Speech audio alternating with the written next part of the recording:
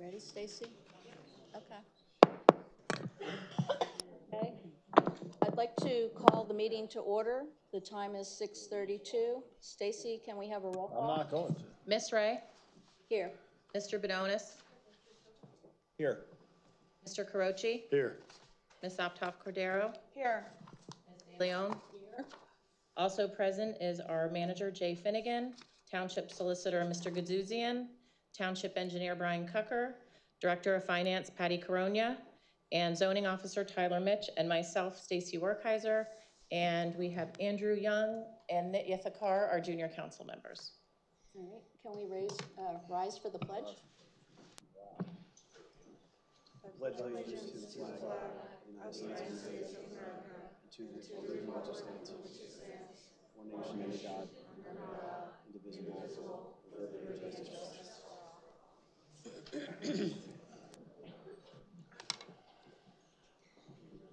Okay. I'd like to announce that we did meet in executive session to discuss some personnel matters before our meeting. We have nothing to report on that, though.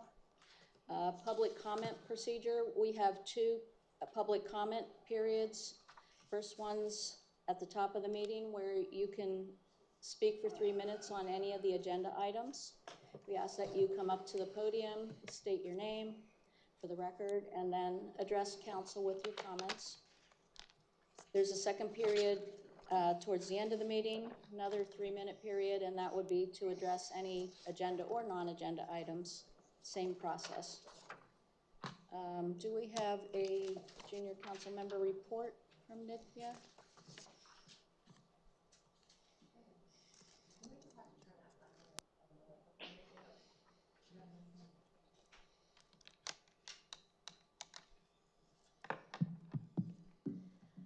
All right, so the only report that we have is that our 3 students from our school, Saucon Valley High School, cross country, went to states this weekend, and Virginia Krause got first place, 4-time state champ, making history. So that's the only piece of news that we have. That's amazing. Congratulations.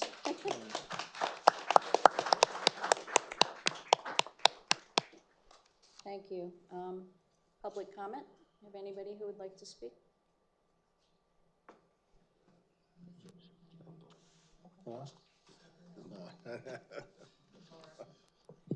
Evening. Lynn Hill, Lower Saucon Controller. I wanted to speak about the budget a little bit. This is the 3rd time that I've looked at a budget for this township, and I just wanted to highlight some of the increases in these departments. And I'm referencing the 2025 projected expenses for a few of the departments here. The executive department, there's a 20% increase between the 2025 projected expenses and the 2026 budget, 20% increase. Finance, 19% increase. Police, 25% increase.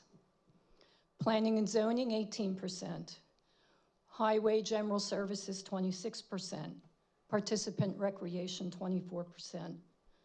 Insurance, 11%. When we had a meeting last month here about the budget, Tom Carochi, you mentioned, you suggested that we cut 10% across the board. And I have to say, I like your idea.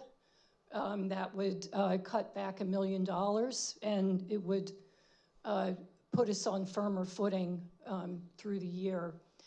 This business of having a budget where everything is overestimated is very alarming to people who are paying attention, who may not know the workings of the actual finances of the township. So I would like to see perhaps this tabled until next meeting and go back to the drawing board and make some cuts. And also, given that this is projecting a deficit, I think it would be irresponsible to add any more staff When I first started here as controller, I asked for a census. And the 2023 year-end census that I was given, there were 9 employees that were administrative, including the manager, finance people, all the support staff. There were 12 employees, including Roger Rasick in the Public Works Department. And there were 13 police, including Chief Barnt. And then there were 3 new hires during 2023, and then 2 open positions in that department. So now in that department, I believe we have 19, and they want an additional 1. So I'd like you to please just consider these points and perhaps make some changes to this budget so that it isn't quite so inflated. Thank you so much. Do we have others?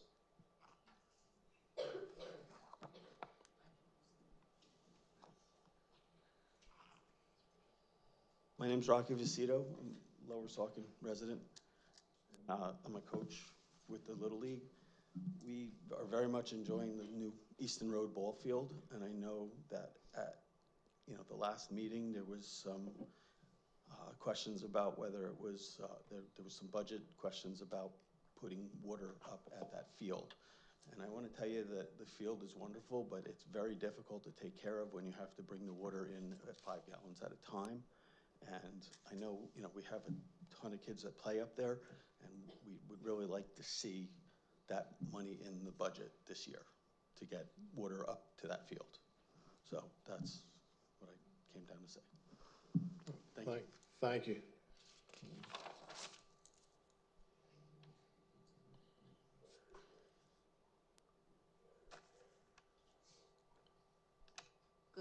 Good evening. My name is Nancy Polak. I'm a resident of Wassagossa Road, where the traffic goes speeding by at alarming rates. But my question is this: is the landfill owned by a Canadian company? Does anyone know that? Texas. Texas, but not Canadian? Texas. Texas. Okay. All right. Well, then I heard wrong. Why are we allowing New York and New Jersey to dump their trash on our landfill? Mr. Goodsusan, can you explain the Interstate Commerce Clause of the U.S. Constitution to the resident? Actually, this is not the time for question and answer. It's traditionally a time for residents to express whatever they'd like to express. So, ma'am, it's your opportunity to tell us what you like, but it's not a back and forth. Well, I would like to see that the landfill doesn't have to really expand if we don't take outside garbage. But if they do not expand, we're gonna have a big problem, because where is our garbage gonna go in 2028? Well, the ferries are going to come and take in a rocket ship. That's what they're planning on. They don't have any plan whatsoever. I know they don't. I can see that. Yeah. It's unconstitutional for us for the landfill to refuse trash from out of state. Okay. Also, the tax storm ahead for Lower Saucon households, where they predict $1,060 increase in our taxes when the landfill closes. Is that realistic? Is that logical? Sure it is. To them it is. They don't really care. They have no plan whatsoever. We're running at a deficit budget right now, about $700,000 upside down. And that's going to continue, if not get worse. You heard about the budget issues. They have no plan whatsoever to replace that landfill revenue, which pays about 35% of the township budget. So where does that come from? It comes from you and every other resident and taxpayer in this township. Yeah, these That's are their plan. figures that they Because they're made up, morons. and They we have will no be plan. addressing Their that. IQ is Don't less than interrupt. 200 between the three of them. No one interrupts you. A lot of Shut people up. are under the impression that Lower Saucon Shut the hell Township up. is operating as a profit. I mean, No, we're broke. You're in a deficit. We're broke, and we're gonna be broker than Hellertown. And they're Okay, giving that's your good money to to know. Hellertown. They're giving your money to Hellertown. They're giving away your money, and they have no plan in place whatsoever. They are utterly incompetent. Right. Whatever. What are your plans? Not a single person, I'm gonna go back and forth, and I'm gonna answer this woman's questions because she deserves to have answers. These people can sit here and hide, right, because they have no plan whatsoever. So why don't you just quiet your mouth down, respect the decorum rules? Why don't you get control of the meeting, Laura? Laura, can I just call for a point of order? The audience yelling out at me. Public comment period, It is public not comment, your and I'm comment answering period, her Jason, so questions. you She's be asking quiet. questions, and I have the decency to actually respond to her instead of being a coward like you. I have a point You're the of order. scarecrow, aren't you? Yeah, no brain, scarecrow. All right. Have discussion outside of a Try meeting. It's not. I'm answering this woman's questions because she's a taxpayer and she deserves to have answers. Point of order, and you hide please. behind your ignorance. And so do you, and you. Can I please have a point of order? Yeah, what are we doing with the timing? So our timers, She's at 1 minute and 20 with everyone else. I stopped it. So ma'am, if there's anything else you'd like to tell us. I'd just like to ask, the way I understand it, the landfill, it gives a certain amount of students at Saucon Valley, They get scholarships. scholarship. How much See of how a long that scholarship? lasts. How much of a scholarship is that they're given? I believe that each one's getting $1,000. That's a nice, and there, what, 10 of them or 12? I believe there's 10. 10 of them. And it's not just Saucon Valley, it's anybody in Lower Saucon that has a student. You could go to Bethlehem Catholic, you could go to Moravian, you could be homeschooled, anybody that lives in the township Can receive you that scholarship. speak She with doesn't this want you to woman? know about this. Yeah. They hate the landfill, Stop right? it. Speak with They have this landfill resident derangement syndrome is what these and people have. obtain the list of questions that she has so that we can provide the Landfill information that derangement she's syndrome, this is the requesting craziness. Craziness. in an orderly and civil fashion. See, this is what she does. To provide her answers. Because she's a big mouth. I would like to provide her answers in a civil way. Hi. sorry that you were interrupted. Her parents live next door to the that you were landfill, interrupted. and she has a conflict of interest in her votes because her parents Jason, have a financial interest in this. Okay, do we have others who would like to attempt to speak? And she's a This is defendant in a public lawsuit because they comment. voted on things for the landfill in secret. So the township has been sued, and they've each been sued individually. The solicitor, public comment, Laura, please. Priscilla, and Victoria have all been sued individually by the landfill for violating the Sunshine Act, Why for don't we honor voting the in teams secret to first? reverse the township's position without having public comment and the public aware of it. And we're gonna pay, we're Ask for paying for another this. point of We're order, paying for the please. legal bills on top of them wanting to cut off the funding that we're getting. Okay, you're preventing us from conducting our I'm meeting. not preventing you from so doing warning anything. one, be I'm quiet. preventing you from lying and keeping the public in the dark is what I'm doing. It's my job as an elected official to communicate to the public the fraud and the unelected. deceit that's taking place here, and that's what I'm gonna do. And I will continue to do it until my dying breath, even when I'm not on this council and I'm standing at that podium, and you try to shut me down then and see what comes at you. See what happens to you in this township when that happens. I'm warning you right now, so you know what's coming I'm at just you. calling for a point of order. Can You we can not call have for whatever. insults and threats Comment and right now. accusations? This is a public meeting and people expect to be respected. They are respected. I'm You're not responding. respecting the No, I'm system. not respecting you. You're not. I'm not respecting you because you're the Okay. most disrespectful local person I've ever met. You are loud, you're obnoxious, you are a liar. You are a defendant in a defamation suit Please against keep because you your accused me of comments to taking your $75,000 from the landfill. You're an Old obnoxious, lying MacDonald had person. a farm, Disgusting. I'm not unhinged. You're a unhinged. lying, disgusting on his person. farmer was Unhinged a and pig. disruptive. E-I-E-I-O. All right, let's get the. All right, we got a gentleman up who'd Here like and to a speak. oink oink there and a walla walla. We have a kiss candidate my- for council here who wants to He's be heard. talking. He's talking. I recognize you, clock. Mr. Zimic. Please proceed. Start the clock. I am Mark Ozimek. I did not get on council. I only got 12 votes. Thank you to those who helped support me. Shocking. So, this is what I want, and I bet you that this is what 11,000 residents want, because I'm here to speak for citizens. What I want to happen is for the budget to go back to Mark Hudson. He doesn't work And for all us the, anymore. shut up. He doesn't work here. Shut up, boy. He doesn't work here. How can we do that? Jason, This is stupid. If you can't control ahead. yourself, you can going. excuse yourself outside. Go ahead, sir. There is a way for you to excuse yourself and get control of your emotions. Why don't you shut up? Last time you tried to kick me and touch me and I'll do all kind of weird things to me. Freak. Weirdo. If It's you on the want to public control record. your It's on the emotions, public record, you if freak. you need to control your emotions, It's you on the can step record. outside. You control your emotions The 'cause you're public doing weird wants to stuff. have their public comment Sort of period. appetite. That's impossible. what a ridiculous bunch. What an example you're ahead, showing Mark. to the young. Oh, you should talk Priscilla. Yeah, okay, Priscilla. Princess Priscilla over here. Go ahead, sir. I've earned it. So anyway, since the Benonis team was in charge, and since that time, the public has endured lawsuits, waste of money, a baseball improvement, and numerous other things, in which a lot of it was a waste of money, just like the hearings for the dump, in which case the other side never got to have their opinions stated because, of course, it was one-sided. And when he seen he was losing, he canceled it. So honestly, the township needs to take a serious look and put all the finances back to when Mark Hudson was here. No raises, no bonuses, no nothing. And it needs to start over at the beginning of the year, after these two are gone. That's what needs to happen. And we need to start with a new slate, a clean slate, and go from there. When COVID was here, everybody got bonuses. Everybody got treats. And what's irritating about it is the police department has a union contract that they agreed to.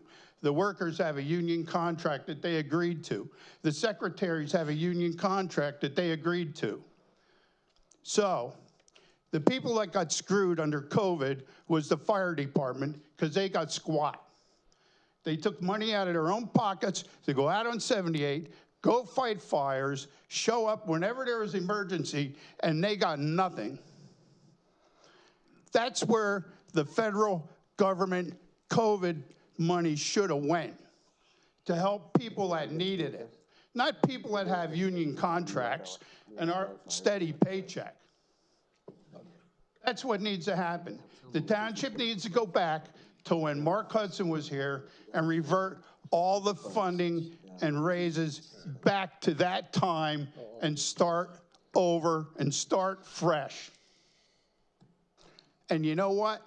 If you're here for the money, They are. They gave not themselves raises. just the township, that's wrong. Because I'm self-employed. I was self-employed. And you know what? If you can't put out from your own feelings to do extra for your position, even without pay, if you're in a bind, then you're not here for the township. You're not here for the residents. Everybody in this freaking room needs to take a look at that. And these young people need to learn from it. These people are going to be the future of Lower Saucon one day. I hope they move away because Mark, they shouldn't can live you here. wrap up your Because it's a comments? broke-ass community. So I don't have anything against you. I don't have anything that I don't want you to get paid. But the township needs to start over. Everybody else 4 minutes now. Clean slate. Everybody else 4 minutes now. And that's what I got. Everybody else. Go through the agenda. I didn't look at much anything else. But this budget, the way it was written last week that I have Use here, the gavel, will you? it's absurd. Won't use the gavel for him, will you? It's absurd. The clock was Won't on. I use beg the of the gavel? council. Beginning? I will. Do not pass There we go. this. There we On go. to the next After 5 subject. minutes, after 5 minutes. Hardly. All right, can we honor the baseball teams? We have public comment, so if public want to come up and speak, that's what the agenda item is. Should have moved it ahead. If you had any Good common evening, sense. Donna Louder. I am here to talk about Township Business Item C. Authorization to execute agreement between Lower Saucon Township and the Heritage Conservancy. I do not have my copy with me, so it's gonna try to pull everything out of my brain that I have in my head. First question, and I know it's not question and answer time, but each property that's gonna be going into open space or given an easement is going to be paid, it's gonna cost the township $15,000 to put it in the conservancy, am I correct? It's also gonna cost the township $32.50 for them to do the paperwork, am I correct? It's also gonna cost the township, and this was not specified whether or not it was hourly or by property, $95 an hour for someone to do the paperwork. Is this correct? This is their boondoggle, right? They're gonna take $15,000 to give to an organization where we've never needed this before. And in fact, if you look at their litigation that they have against the landfill, their argument about the conservation easements are that there was no third-party beneficiary to it. Right? That's what their argument is, right? And that now they're trying to create a third-party beneficiary. So they're trying to play it both ways. And they can't, because they're hypocrites. Well, I'm And they're standing ignorant. here because I'm thinking that they want to put this property in perpetuity.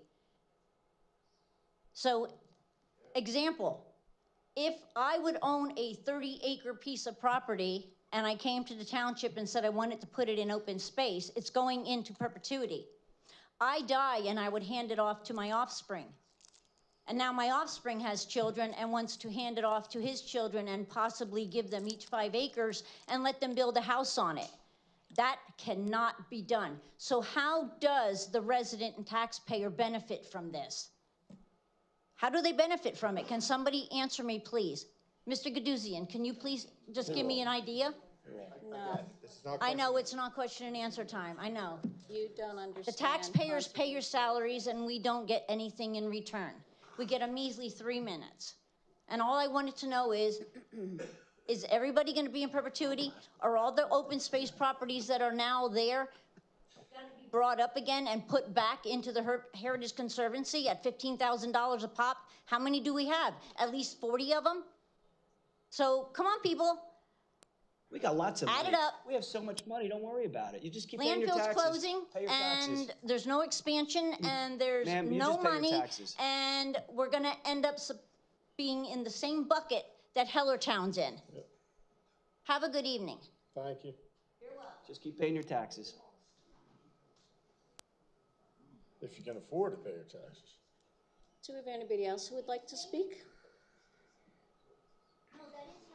Get control. They're having a discussion in the back. Get control of this, Laura. Okay. Get control of the public. we This honor isn't the- allowed under your rules. All right, let's get to the baseball teams. Donna. Let's get to the baseball teams. What, now, why would you single out Donna? why would you say Why wouldn't you anything say? Because that's the voice I You see hear. Chad Heimbach talking to her. Why did you single her out? Same Because she's a with Chuck. Republican, that's why. Right, exactly, and she's singling you out. She is going after you, but not the other person. I hear your voice all the way up Open here. your eyes. Can I just call a point of order? Maybe we can ask Okay. that they go outside. You're disrupting a Everyone. meeting. See, You are disrupting Stacy a Mazinski. meeting. Can you take this out? Can I have a point of order? Okay, can we get to order? All right. Come on, let's get to the baseball teams. Can I have a point of order? Yeah. Point of order. Maybe Okay, you are disrupting a meeting. maybe the police can just ask them to go outside. That's our newly elected Business. council person disrupting the meeting. Let the record reflect the newly elected council person is disrupting the meeting. And you won't reprimand him because he's a cohort with you. Can we please have a meeting here? Can we maybe, No, can somebody Can you escort them leave the outside for room? their If you discussion? need to have a discussion, go out to the hallway. It's not for here. Officers aren't gonna move. He doesn't understand the situation, so he won't discuss it with me because Can you just take your issue Unfortunately, outside? You do not understand the situation, so I please do. go out. You do not understand conservation easements. I do. Okay, public comment, continue. Dave Boulan. You know, it's going to be really interesting when the two new candidates who have won election representing the Democratic Party. You've already shut us down to 3 minutes. You do nothing but argue back and forth. You don't answer any questions. I'm absolutely floored you didn't even answer this woman's question. And Mr. Gaduzian, I see our legal fees are up to $250,000. That doesn't seem to bother anybody. I don't know how that fits in the budget. And then we have Mr. Ozimic up here saying that he is challenging and he doesn't like this, that, and the other. Not one single peep about what's on the agenda till the very end. He didn't read it. But the chair just lets that go on. And it goes on. And Priscilla over there with her red flags and things like that, she doesn't stop blue him. tonight. And there she is again. Oh, Democrat blue. Rude she is. And then she wants kudos from the audience. and there's Lynn Hollow, what's your name? Hollowhead?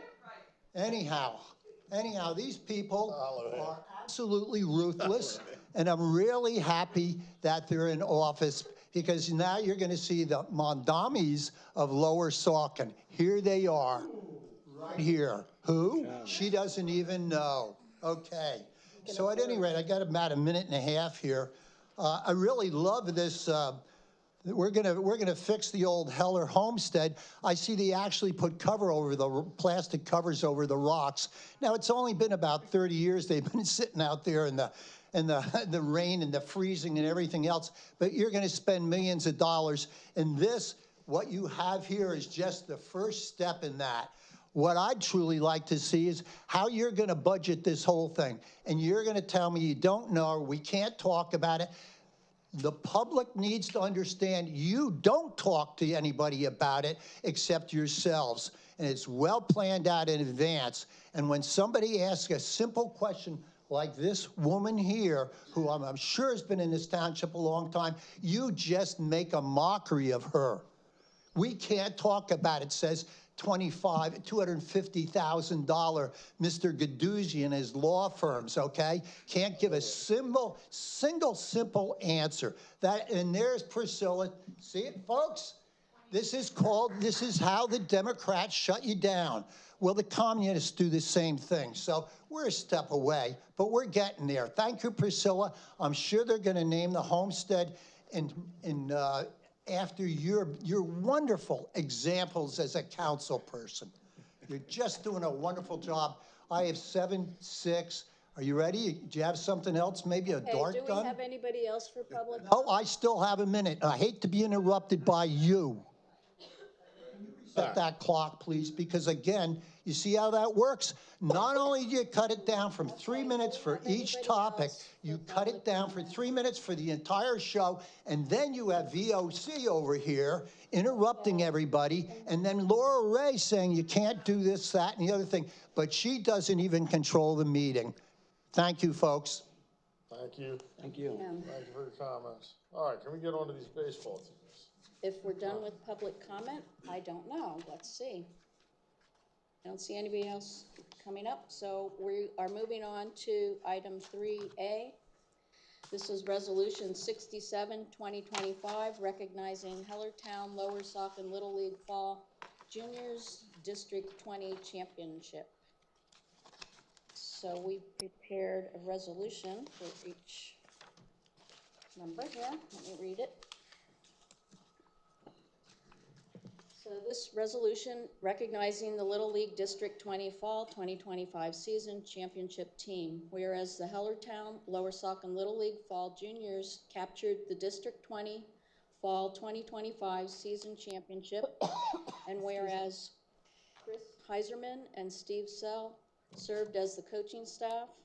And whereas after compiling a 4-8 record in the regular season, and whereas the team went undefeated during the championship round, and whereas the team won the playoff championship, and whereas the District 20 Fall Championship is one of the first one on the newly remodeled Easton Road ball field, and whereas the team was comprised of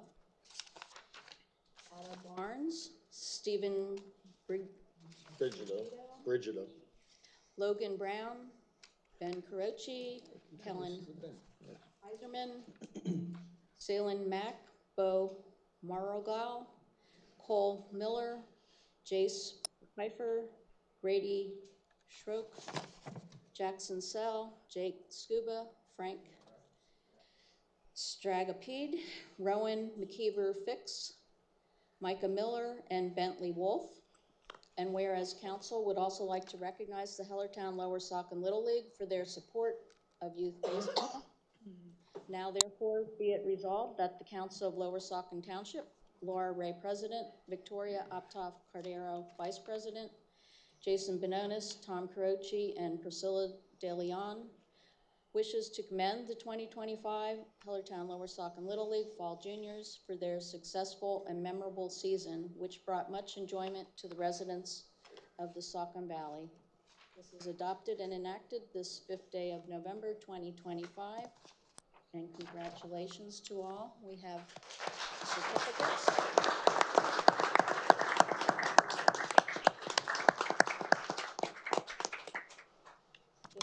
I don't know, the coaches want to come up, or how do you want to distribute? We have certificates for all the team members for that particular team. The coach wants to come up. Yeah. And if there's any team members here, they can come up. I think it's just me. Okay. Yeah. Oh, everybody's from a different team. Hey, I'll help you. Get them in. Okay, we go. All right, thank I you. want to thank the coaches, because I think the coaches volunteer and they do a great job. I think they're some of the best volunteers in Hellertown and Lower Saucon, the time and effort they put in. I went to a lot of the games, and the kids really improved and got better, won the championship. And I think it was the first two that actually won on the field in Easton Road Field. So that's great. Congratulations. And thank you for all your time and effort you put in, the players and the coaches. Yeah, I mean, when we remodeled the Easton Road ball field, it was with the intent to create championship teams. Saucon Valley has a long history of successful athletics, including baseball that has done very well at the state level.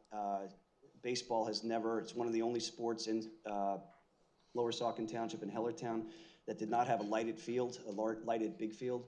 And our goal was to create a lighted big field for these young men to spend their time, and these coaches to spend their time volunteering and raising these young men into the future of our community.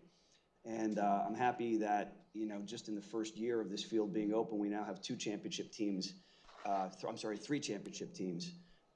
have played on this field, and it reflects the wisdom and the foresight of creating this field for our youth and our community. So I'm happy that you guys did so well. You work hard. Your coaches spend a lot of time with you, and I know many of you from over the years. And I'm proud that you're part of the baseball program. I'm proud of the coaches, and I think you guys did a great job. Keep up the good work, and let's get some more championship teams through here, okay?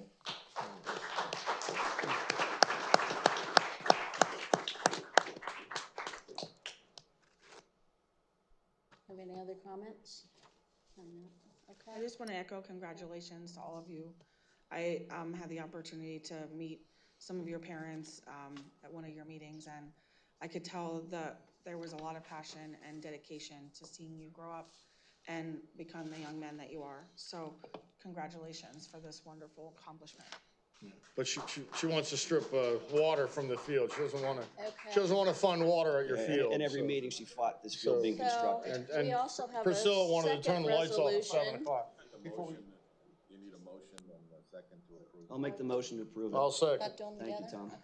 Okay. Jason made the motion. I seconded. All right, can we We have actually a roll support call? the field. Ms. Ray? Yes. Mr. Benonis? Yes. Ms. Uptoff Cordero? Yes. Mr. Carochi? Yes. Ms. De Leon? Yes. Passes 5-0. Okay, and we also have a second resolution here. It's 68-2025. This resolution is recognizing the Saucon Valley Diamond Sports Connie Mack Seniors Championship Team.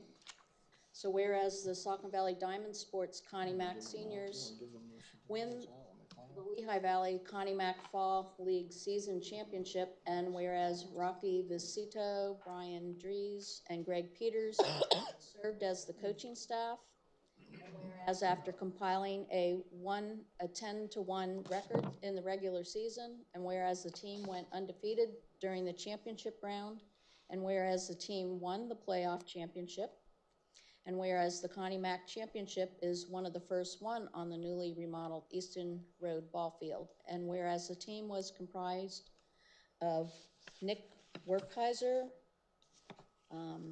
MacArthur Gilman, Joe Dries, Joshua Coons, Mason Brown, Jacob Peters, Rylan Marcinson, Chase Miller, Eli Schlechtingen, Blake Riggins, Nick Dries, Caleb Hill, Mark Farrow, Jackson Sell, and Trevor Widener. And whereas council would also like to recognize the Saucon Valley Diamond Sports for their continued support of youth baseball. Now therefore be it resolved that the Council of Lower Saucon Township, Laura Ray, President, Victoria Optoff Cordero, Vice President, Jason Benonis, Tom Croce, and Priscilla DeLeon wishes to commend the 2025 Saucon Valley Diamond Sports Connie Mack seniors for their successful and memorable season, which brought much enjoyment to the residents of the Saucon Valley. This is adopted and enacted this 5th day of November, 2025. So congratulations to Make a this motion team to as approve. well. Motion to approve. I started it. I'll I second. move to I'll approve second. resolution. Yeah, she wanted to turn the lights off at 7 o'clock. All right. I want to thank the coaches and the players, and, yeah, keep the championships running. Sorry your names were butchered. Mr. A is a 3rd grade reading level. Can you give yeah, thanks.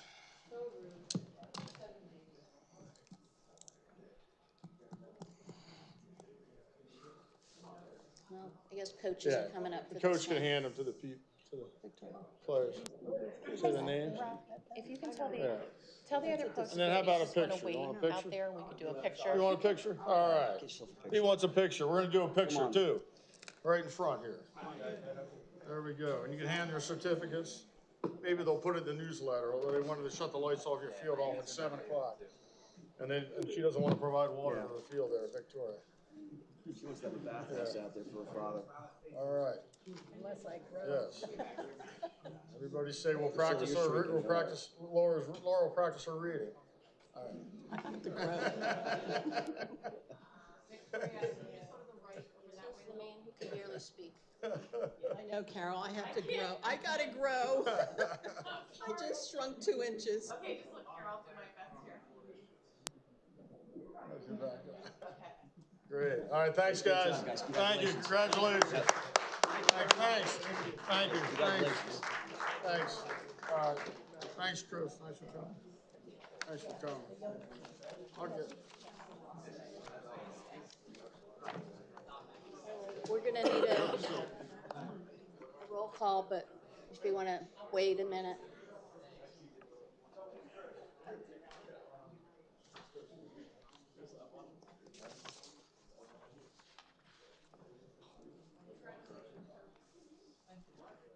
Yeah, you could.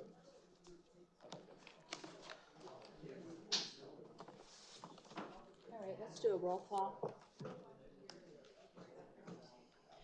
Miss Ray? Yes. Mr. Benonis? Yes. Optoff Cordero? Yes. Mr. Croce? Tom. Tom, vote. Yes. Thanks. Ms. De Leon? Yes. Motion passes 5-0. All right, next item on our agenda is 3C. This is the Rosen Grant Conditional Use Hearing, CU 01-25, 43667 Route 378.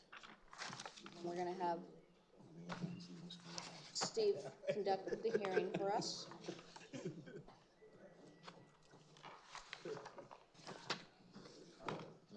Thank you. This is number 3C on our agenda, conditional use application of Timothy W. Rosengrant, R-O-S-E-N-G-R-A-N-T, related to 3667 Route 378. This is a conditional use hearing. For the purposes of record, we have a court stenographer, and as an initial step, when the microphones are then on, we can then have a motion to open the public hearing. So I'll make the motion to open the hearing. Second? Have a roll call. Mr. Benonis? Yes. Ms. Optoff Cordero? Yes. Mr. Croce? Here. Yes. Yes. De Leon? Yes. Miss Ray? Yes. Motion passes 5-0. And before we actually start with any testimony, to remind both the members of council and the members of the audience, this is a conditional use hearing, which is slightly different than something we don't do all the time necessarily. It is recorded by the court reporter, by the stenographer. It is treated more like a formal hearing where there's going to be evidence presented, exhibits entered, There's going to be an opportunity for members of the public at the appropriate time to, at one point, ask questions, and then at an appropriate time then to provide a statement also. We have a sign-in sheet that has indicated that a series of individuals have signed in, and at the appropriate time, we'll provide the public an opportunity to become involved. Before we go any further, can we have at least the individuals who are present sworn in? Anybody's going to testify, if you could please stand and raise your right hand so I can swear you in. And this would include any members of the public who might be interested in testifying or speaking also. Can I just ask before we go any further, they can prop the door closed just because there's some activity outside?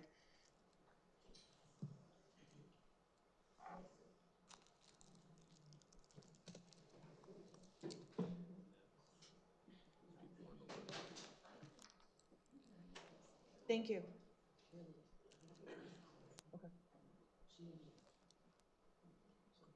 Who made the motion to open the, I did. and who seconded it? Priscilla? Priscilla. Yeah. Priscilla, speak up. Speak louder. Well, I caught it. I just ask also that the audience members that are here to observe the hearing, if you could just keep any laughter or sounds, it's very difficult for us to pay attention, and if you're gonna laugh, maybe just take it Are you running the outside. meeting or is Laura running the meeting? Who's running the meeting here? Laura, would you control this? It's your meeting to run. Can you Okay, do it? Jason, Can you do enough. it? You've been doing it for 11 All right, months. can we get, have they been sworn in? Okay, could we swear, anyone who is interested in this matter, please rise to be sworn in. Excuse me, can I ask a question? I know it's not allowed, but how do we know if we're interested in it until after we hear it? Have you signed in for this hearing? I didn't know where's the sign-in list? If you get sworn in, you don't have to speak. Okay, I'll be sworn in. It's like a penicillin pill, you take it in advance.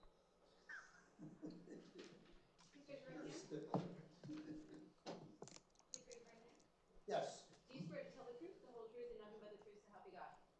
I always do and I do here. Then, a little bit about the law with regard to conditional use hearings. A conditional use hearing is when a zoning applicant or an applicant brings themselves within the terms of a conditional use. If they meet the requirements, the application must be granted unless the evidence indicates there'll be substantial injury to the public interest. So an ordinance that permits a use as a conditional use is evidence that the municipality has made a decision that it is not adverse to the public interest. Once an applicant for a conditional use has presented evidence to establish the standards in the ordinance, the application must be granted unless there is sufficient evidence that a use would pose a substantial threat to the community. This evidence can't consist of assertions, opinions, or perceptions of the use or its effect on the neighborhood.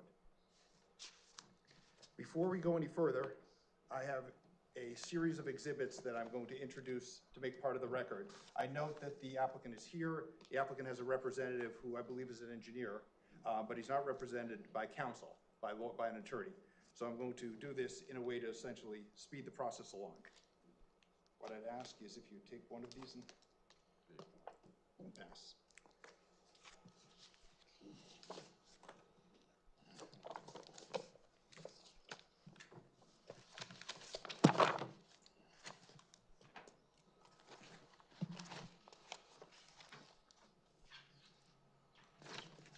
Throw them at you. And before we go any further, I call Tyler Mitch, our zoning officer.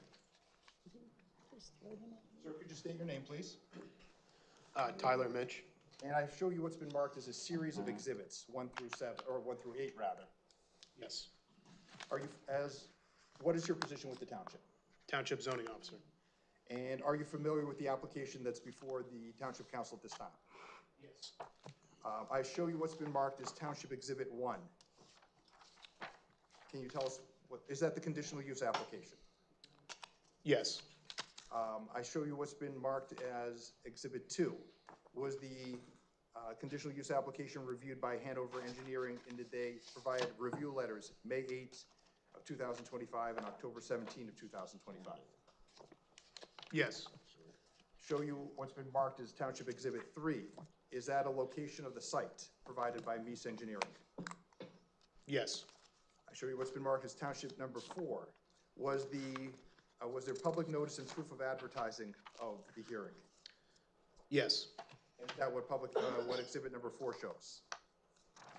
Can you say that again? Is that what exhibit number 4 shows? Yes. Was the property posted? Yes. Is exhibit number 5 the affidavit of physical posting? Yes. And is it dated October 30, 2025? Yes. As part of the review, were there agency review letters from police, public works, and the environmental advisory committee? Yes. And have they been marked as exhibit number 6? Yes. Did this application for a conditional use go before the planning commission? Yes. And were there minutes, which are exhibit 7, which are dated October 23, 2025? Yes. And were there land development plans presented by the applicant, sheets 1 through 7, dated April 21, 2025, and then revised August 26, 2025? Yes. And are those exhibit A? Yes. On behalf of the applicant, is there any objection to having these introduced in evidence? Okay, then they'll be introduced as exhibits. And I'm going to hand a copy to the court reporter, so that way she has it. Well, we know Tyler can say yes. Yes. That's what we pay him for. Yes. He gets paid to say yes to these folks. Paid to say yes. He's our yes man. Okay, so now I turn it over to the applicant. It's up to you as to how you want to proceed with your case. And what I'm going to do, with your permission, is, since you're not represented by an attorney, at some point I may lead you through some of the questions to sort of move this along. That's understood. Thank you. Yeah, so I'm Tyler Freed from East Engineering. Beside me is Tim Rosengrant, the applicant. First, I would like to hand out an exhibit here, which is similar to the site location map that was noted in item 3. This has a couple additional notations on it that I'd like to reference.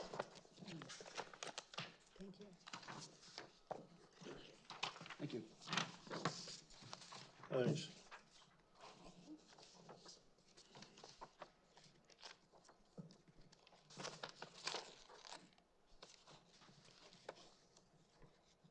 So before we go any further, we will mark this as applicant 1. Okay. All right, so before you tonight is Mr. Rosengrant. He owns approximately 1 acre of land located at 3667 Route 378. This property is located between Black River Road and the Saucon Valley Square Shopping Center. If you look at the exhibit A1 that was just given to you, you will see that I have noted on there where the site is located in a bold black line. And then you will see directly to the north of the property is the shopping center, and I will point out that or closest to our property line to the north is the stormwater basin for the shopping center. To the east is Route 378, Route 78. To the west is Route 378, where this site gains frontage. To the south is the gas station, which is noted as number 1 on that plan that I handed to you. Across the street from the gas station is a auto parts warehouse. That's noted as number 2. And directly south of the auto parts warehouse is John's Auto Works, which is a automotive repair shop. I established these things because this property is located in the general business zoning district, and Mr. Rosengrant is desiring to construct an auto body repair shop on this property. The property is currently developed with a single-family detached dwelling, which is a non-conforming use in the general business zoning district. With that being said, the zoning ordinance does not have a specific use for auto body repair shops. So what we had done was we submitted a sketch plan to the township, and we had a staff meeting to discuss this project with Tyler. Brian was there, several other staff members were there. And that was where it was determined that this auto body repair shop fits best under the use of gas station and repair shop. So even though, as you'll hear Tim attest to here tonight, the trips per day are much less than what you would expect from a gas station, we still have to meet the same requirements as a gas station. Hence why we were here for the conditional use.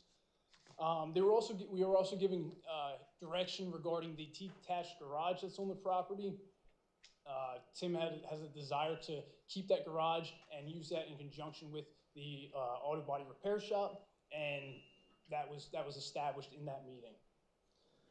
With that being said, the proposed development is to demolish the existing dwelling. Stacy, could we have the plan set pulled up on the screen, please?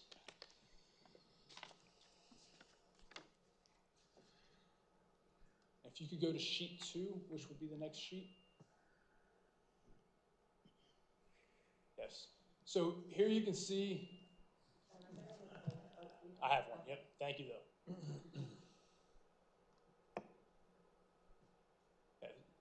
So here you can see, here's Route 378, here's the existing dwelling, gains access by this driveway, and here's the detached garage that's existing.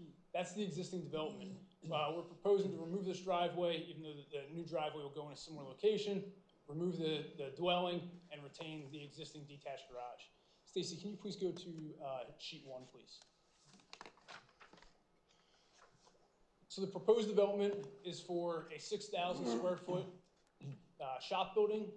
You can see here's the driveway, gains access in a similar location. We're mostly just widening this driveway for two-way traffic. This garage is being retained, and the second floor will be used as a office space for the shop. Ideally, Mr. Rosengrant would have liked to construct a built a bigger shop, but due to the zoning requirements that based on impervious coverage, building setbacks, etc., this is the layout that he is limited to. So he had to move. There would be a small office in the repair shop building. However, the bookkeeping works will take place in this detached garage.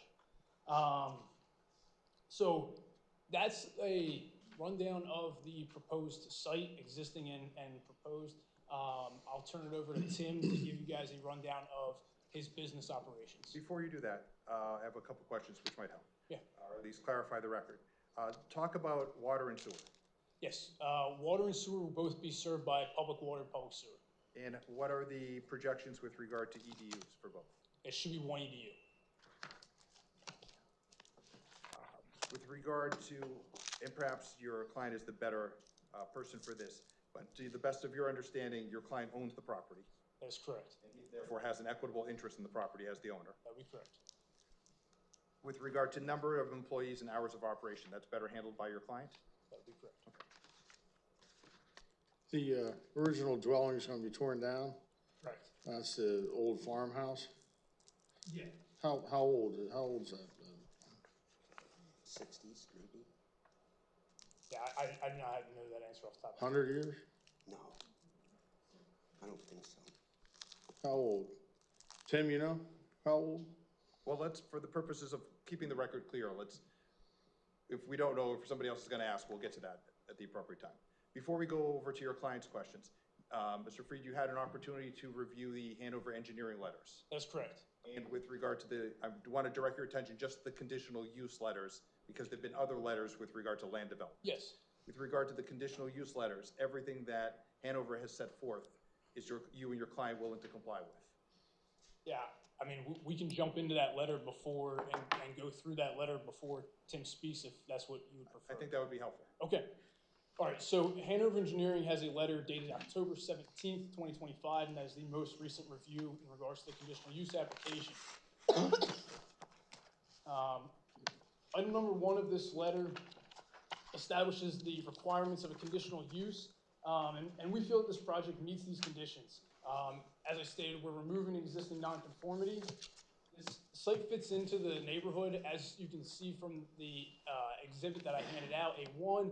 There's 3 uses adjoining, all have to do with auto body or automotive repair. To the north is the shopping center and the basin, as I discussed. That basin, from the property line to top of berm, creates a 15-foot elevation difference. So there's a natural buffer there. To the east is Route 78. Route 78 is also elevated, creating at the lowest point roughly a 14-foot elevation difference. And like I said, it's the same land use to the south. We are complying with the township ordinances, except for some standard waivers when we get through land development, which I understand is not what we're here for tonight. And there's one variance that we'll be requesting, which is for a de minimis requirement or relief. And again, I will touch on that shortly. This project will generate minimum traffic. As Tim will attest, the nature of his business deals with cars coming in for repair for collision works. So a car comes in, they assess damage, order the parts, repair it. That work takes place in a period of 3 days to a week plus. It's not like an inspection station where you're turning over multiple cars in a day. And additionally, we had received recommendation from the Planning Commission for approval of this conditional use. So that addresses comment number 1. The next comment in the letter is number 5, and this has to do with PennDOT. We've submitted to PennDOT, and we will obtain approval through PennDOT for a low-volume driveway. The next comment has to do with site distance. This is something that's provided on the PennDOT plans. It'll be reviewed by PennDOT. I've also provided to Brian, and adequate site distances provided. These next 3 comments, comments 7, 8, and 9, are going to require some input from the board or from council, and they all have to do with the driveway location. So the first states that the driveway shall be located directly across from the access driveways on opposite sides of the road. So, can you scroll down? Okay, I think it'd be on sheet 3 possibly. All right. Well, if we reference exhibit A1 that was handed out, you'll notice that there is a parking lot across the street for the warehouse building, and that driveway comes in somewhere above this telephone pole, or actually it's labeled right here on the plan. And we can't align with that driveway, because if we align with that driveway, it's going to make a cumbersome maneuver to get around the building here. We obviously can't shift the building further to the north because of the building setback lines. So that requirement can't be met. And I will point out that... Could you get a variance to move the building closer within the setback so you could align it? It still would not. I mean, we're talking I believe there's a 30-foot side yard setback, and we would have to move that driveway, probably roughly 30 feet. So we would be putting that building on the setback line, or on the property line. Well, you could request a variance for that. There's nothing preventing you from doing that, right? That's correct. Okay. So going back to where I was saying, there is the ordinance states where possible. So in this case, we see that it's not possible to align these driveways. And like I said, this driveway is simply for a stone parking area. We don't know, there's no building that it's serving here. Comment 8 is also associated with the driveway, and this says that access center line points, except for single-family dwellings, shall be located no less than 175 feet from an intersection of any street or other driveway center line. So there is the driveway to the south for the shopping center, or for the gas station, the driveway across the street, and there's the second driveway across the street. That all of these are within the 175 feet. There'd be no means to adjust this driveway in any way, shape, or form and comply with that 175-foot distance, as our frontage on Route 378 is less than 200 feet. So again, the ordinance states where possible, and we see that it's not possible to meet this requirement. Number 9 is about where possible, access to arterial highways shall be via a local road. In this case, there's no frontage on a local road. We only front on an arterial highway. Therefore, it's not feasible to gain access through a local road. So, and similar to the prior two, this states where this is possible. So we would be requesting that this approval be granted, allowing for the driveway to be in this location. And like I said, it is in the same location as the existing driveway. The next comment is comment 12 in regards to the existing garage. We were accounting for 2 parking spaces in this garage. We do not need those parking spaces to meet the parking requirements. We are providing 23 spaces with this, 21 without, and only 19 are required. Therefore, we will take these 2 parking spaces off of the plan, and no zoning relief is required. Comment 17 is in regards to what we were holding for the center line of of Route 378. I have confirmed with your zoning officer that what we are holding is sufficient, or is to his satisfaction. Comment 18 is about obtaining a sign permit, and that is a will comply. Comment 20 is about the minimum lot width for this use is 200 feet, and we have 196 feet. So we will need to go for a variance to receive relief for 4 feet of lot width. And I'll point out that that lot width is along Route 378, and the adjoining use is a gas station, and to the north is a basin that's creating a natural buffer. Comment 21 is about the hours of operation for exterior lighting. Mr. Rosengrant will speak to the hours of operation, but in regards to the lighting will be turned on when employees are present on site and will be dimmed to 50% outside of those hours. That's good. 22 is about the location of the garage doors in the architectural plans versus our plans. The architectural plans were prepared prior to us finalizing the site design, and therefore do not match our site design, and the architectural plans will be revised to match our site plans. Comment 23 again is about signs and is a will comply. Comment 24 is about toxic and hazardous substances. Mr. Rosengrant has reviewed this list and spoken with his distributor, and there is the only chemical on that list that is in a small quantities in his products is acetone, and that is just something that is mixed into one of his paint products, which he can speak to further if there's further questions. Comment 25 is about the dumpster here. We are proposing a fenced screening around the dumpster. The Planning Commission had requested that we add some plantings along the roadside and the northerly side of that dumpster enclosure, and we will comply with that if that is desired by the council.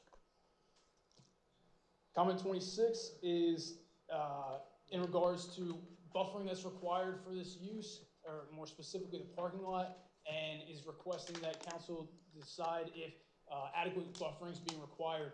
We are planting trees along the northerly property line, the easterly property line, and along the southerly property line. Stacy, I'm noticing here these are old plan sets. Is there any chance that you would have the updated plan set?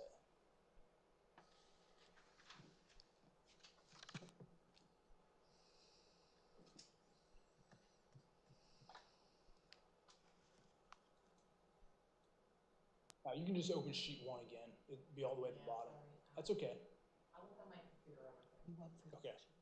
All right. Anyhow, those plantings that you see on the northerly side and the easterly side are also extended along the southerly edge of the southerly property line, and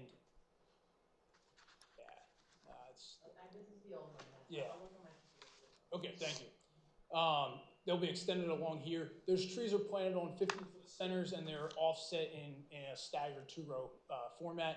Again, this is a buffer requirement. This basin is creating a 15-foot elevation difference to the north that we are lowered by 15 feet. Likewise, Route 78 is roughly 14 feet higher than our property to the east, and to the south, we are buffering ourselves from what's being considered as the same use. So, if the council would take into consideration those facts in determining if the buffering being proposed is adequate. That is Hanover's end. So before we go to the next witness, now this would be an appropriate time if anybody from council has any questions of Mr. Freed. Does anyone have any questions? I do. Okay, Mr. Bernonis? My understanding from the application is that the plan is to have 6 employees, is that correct? If that's what it says on the plan, that's what was discussed with Mr. Rosenberg. Okay, and I think the image that we have up on the screen shows 23 parking spaces, is that correct? Yes. So there are certainly far more parking spaces than there are employees who will be working at the site, correct? That is correct. All right. This is an auto body facility, right? That's correct. All right, so if I'm understanding this correctly, auto body facilities fix cars that are involved in car accidents or suffer some type of property damage to them, right? Correct. And some of those vehicles are drivable and some of those vehicles are not drivable, correct? Correct. Is it your intent, or is it your client's intent to store the damaged vehicles in need of repairs on site on the property? Yes, and that is if we can get the updated plans. That area for storage is denoted on the plan. If you look on the screen here, these parking spaces that are furthest to the rear of the property will be used and designated for those types of vehicles. All right, and I see on the side of the plan, I guess it would be on the southerly side of the plan, there appear to be roughly 8 parking spaces, is that correct? Correct. And are those for the storage of damaged vehicles that are awaiting repairs? So I believe the way the ordinance is written is vehicles that are in disrepair, basically that can't move on their own power, would have to be stored in that designated area. The vehicles that were stored here or parked here, they could be vehicles that are damaged but can still be driven under them. Right. Certainly there are lots of cars that are drivable that suffer significant property damage, correct? I wouldn't. So essentially what we're going to be looking at here on 370 is a junkyard of damaged vehicles going by. There's no screen or anything else to prevent the visibility from the roadway onto the property to see these damaged vehicles. Well, I think Mr. Rosengrant would agree that if there's a concern about where damaged vehicles are parked, that he could restrict those parking spaces on the side to only employees and customers picking up vehicles, so that way all of the parking of damaged vehicles would be behind the building. The parking that's behind the building, is that going to be fenced off or screened off in any way? Well, we were providing the buffer plantings, but there's no proposal for any fence screening. So as vehicles are driving north and south on Route 378, they're going to be able to see around the back of the building, correct? No, not really. Well, which is it? No, or not really. Those are two different things. Okay, so let's Stacy, can we look at sheet 3, which would be the sheet below this? So if we look at the grading here, again, this is the old plan. So the area to the south here will be planted with evergreens. So right here, okay? So up until this point, we are planting evergreens going along the back here. So your line of sight from Route 378 looking this way would be between that last evergreen, which will be somewhere in this general area, to the corner of this building. So that's a pretty small area for someone to be looking at these, what could be damaged vehicles. Coming from the north, you have a basin here, which this berm is roughly 15 foot higher than the property lines, and this parking lot is another approximately 4 feet lower than at the property line. So this is sitting down grade-wise. So it's, again, creating a natural buffer, along with, you can see the tree plantings that we're proposing here along that northerly line. What kind of trees are you proposing there? Evergreens. Okay.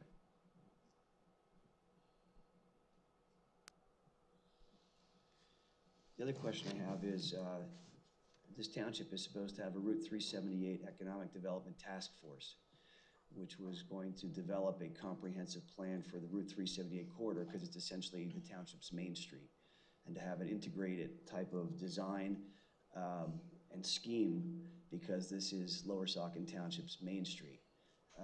Can anybody on this council, Priscilla, Victoria, Laura, since you're the majority and you appoint all these people to all your special committees, have you appointed people to the Route 378 Economic Development Task Force? And if you have, has this been submitted to the Route 378 Economic Task Force for any type of input? I hear no response to that, so I'm assuming that the answer to that is no. They have not staffed the Route 378 Economic Development Task Force, and no, this has not been reviewed as to how it fits into the overall comprehensive scheme for the economic development of Route 378. If I'm incorrect, please tell me. You're not. I'm not, thank you. That's The a task force, defunct it committee. is actually They incorrect. The defunct task it. force They was defuncted created it. They in defuncted it. 2015 to No, that's revitalize not, this, that was the that was area. economic They development. were tasked You're That's the with, wrong one. they were tasked with creating a proposal that would revitalize the section. The proposal was presented, and since 2015, there has been no committee or group that meets in order to establish So there's or another review one. There's another one. proposals That's for economic 378.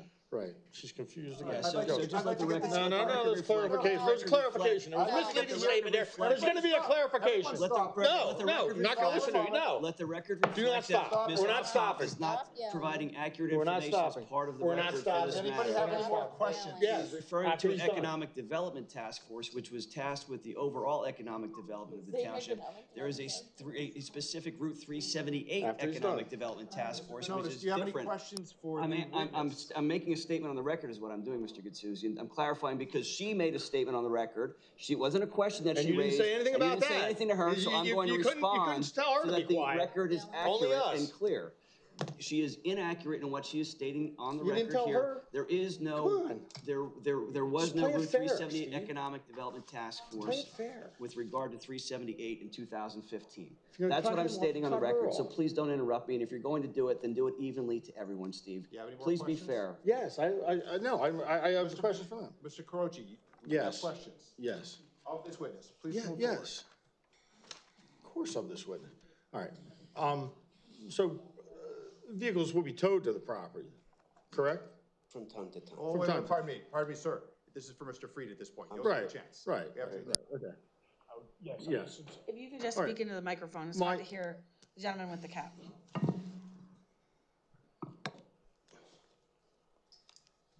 What happens when more vehicles are towed to the property than parking spaces?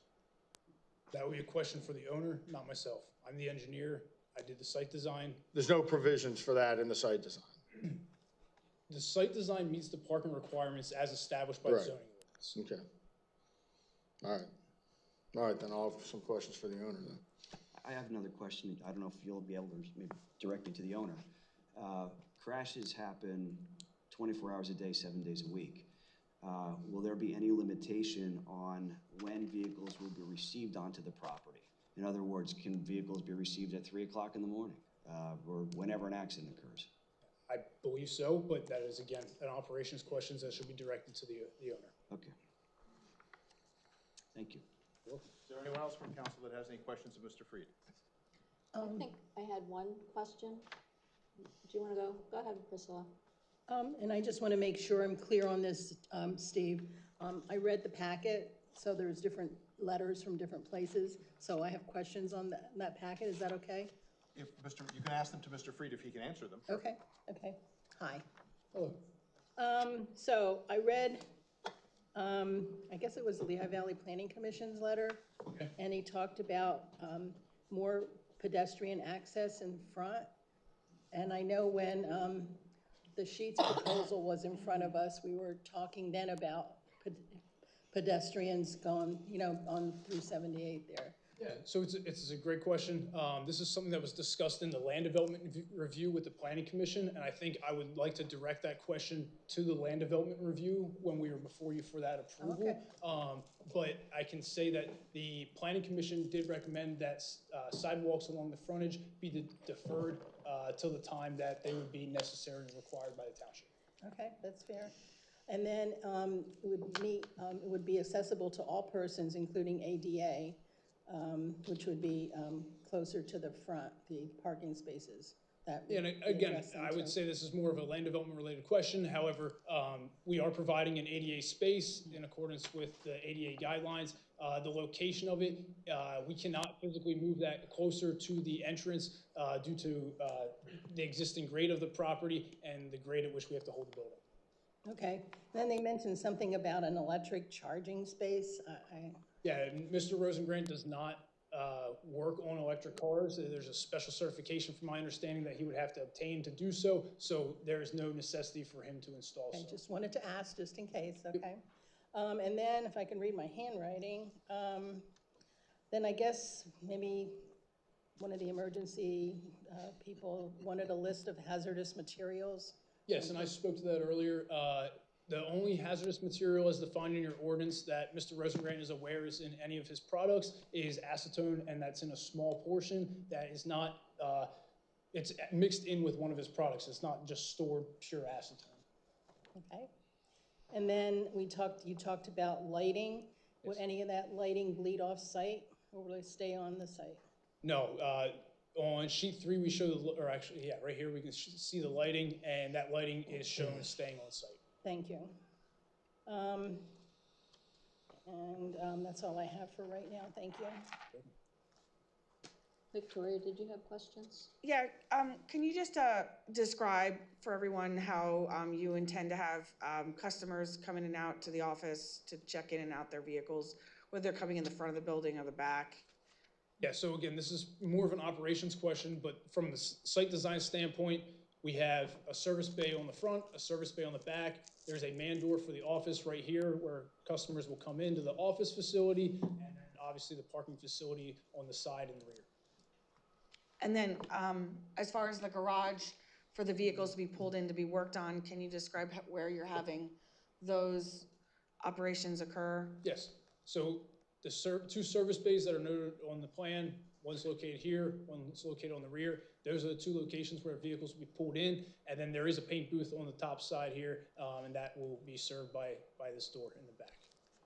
Okay, so there will be vehicles pulled in and out from the front, or the part that accesses 378, but I'm assuming if they have to be parked or whatever, you'd still park them in the rear. That would be correct. Okay. Yeah, there's no parking in front of the building. And then can you delineate where you intend to have your trash receptacles? Yeah, the trash enclosure is located right here. That's where earlier I was explaining that this is to be enclosed with a fence. And as the Planning Commission recommended, we would agree to adding some evergreens or like arborvitae shrub plantings along the frontage of Route 378 and along the north side of that dumpster enclosure. Okay. And then I understand that the existing garage you intend to use as additional parking for employees, is that correct? So it was determined by your solicitor that even though this is an existing garage that 2 cars currently park in, because we are changing the use, we cannot park 2 cars there in the proposed development condition. So we are not going to count for those parking spaces in the proposed condition, which we still meet the parking requirements. And that building will be most likely then used for storage and the upstairs area is an office space. Okay, thank you. I appreciate it. That's all I have. And I just had a couple questions also. I noticed on the letter that you had dated April 21st, 2025, under the analysis of services for C, number 5, emergency services, there was a duplicate here, so I just wondered if it was supposed to be a separate comment, or maybe it was a typo. It was D and E, both referred to existing fire hydrant. Which letter is this? Which letter? It's April 21st. It's on your letterhead. Okay. So it may just be a typo that you put the same thing in twice, but maybe there's supposed to be something else you're referring to.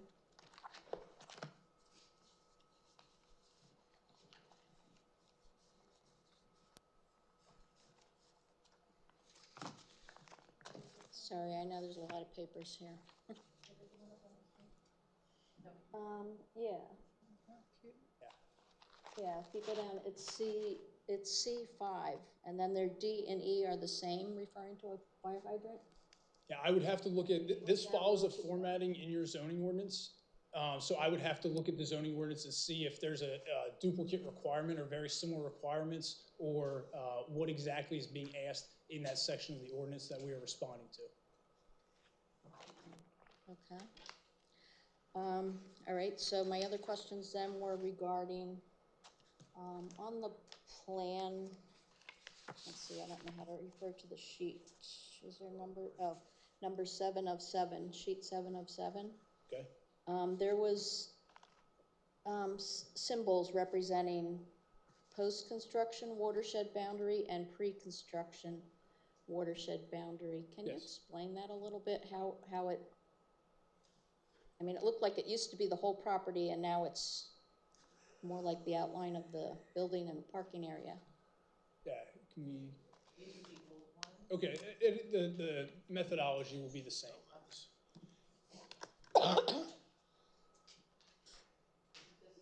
Yep, that's Yeah, so if you look here, so what's showing here and you refer to as the post-condition boundary, that boundary is what's analyzed in the post-condition, or in the, I'm sorry, the pre-condition boundary. That's what's analyzed in the pre-condition.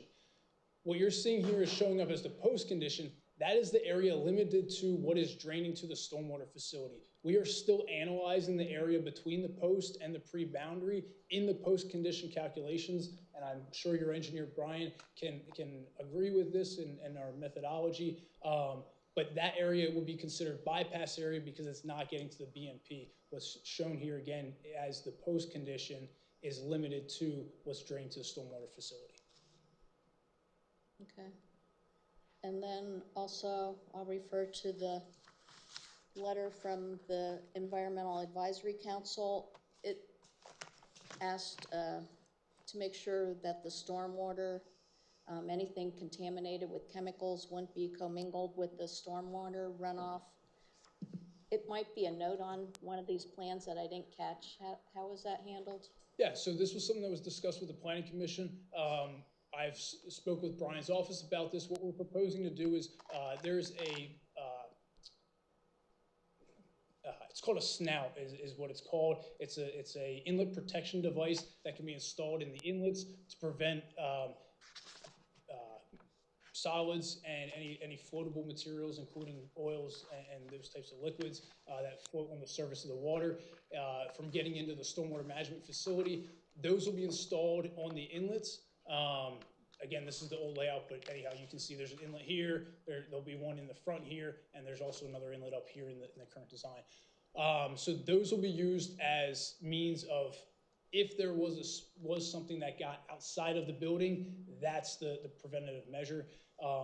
Mr. Rosengrant can speak to his operations, but from speaking with him, they typically do not deal with a lot of fluids. They are a auto body repair shop. They're repairing damaged bodyworks, not doing your typical oil changes. So one, there's a limited amount of automotive fluids being used at the facility, but two, when it is used, and as your ordinance recommends the use of, they use drip pans and dry sweep materials to prevent and eliminate any spills. Okay. I think that's all the questions I had. Thank you. I have one more question for you. Yeah. The letter from the EAC reflects that the vote was 6-0 to 1. We have a council member who's a liaison, I guess, to EAC. Do we know who the one vote was against this and why they were against it? I believe it was an absence, so 6-0. One. One Is it absent. absence or abstention? I do not know the answer to that question. We were not at the meeting. We actually did not have this letter prior to the Planning Commission meeting, so I do not know. Do you know why the person abstained from the vote, Laura, since you were? I don't think they abstained. I believe they were absent, and this was 5.5 months ago, but we could check the records if you really need to know. Well, are you on the EAC? Are you the? I am, but the meeting was 5.5 months ago, I know your and I memory's don't faulty. remember I every know you don't have a single good vote. memory. I'm sorry. I'm And sorry I who's even asked the absent? question. We can move on. Is there anyone from the public that would like to ask a question of this witness? I think I'm the only one that's been recognized, is that correct? Wonderful discussion, by the way. On one of your plot, on your sketch plat there, you show the. Pardon me, sir, I apologize for David interrupting. Boulan, Thank you. 2023 Alice Drive, Bethlehem, PA. Thank you, sir. Lower Sauk taxpayer, not running for council. The bottom line is that you have a rather large area that's both in pavement and roofing, correct? That'd be correct. What is the percentage of that compared to the entire area? It'd be roughly 50%. 50%, okay. I noticed that there is a series of lines that run parallel to 78 on the back side of the property, the back side being where the garage is. Can you tell me what that is? Can we look at the plan again? I want to make sure that I'm referencing and speaking about the correct set of lines. No, it's not shown there. It would be on the right-hand side of that picture. This is the most current plan. Yeah. Maybe. Yes. This right here? Right. That is a concrete line swale that is in the PennDOT right-of-way. Okay, now, where does that water comes from? I'm gonna cut to this short. Comes from the shopping center above it, correct? Yeah, I don't know exactly how far it extends, but yes, the shopping center basin discharges into that swale. Into that, okay, and that comes down into ultimately the Black River, I assume? That would be All right, I'm getting to the point here. The bottom line is how much water, what do you calculate typical storm water runoff from your facility will be, and is it going directly into that swale? Yeah, so our design discharges into that swale. This property is located in a restricted release rate zoning district, or in a stormwater management district.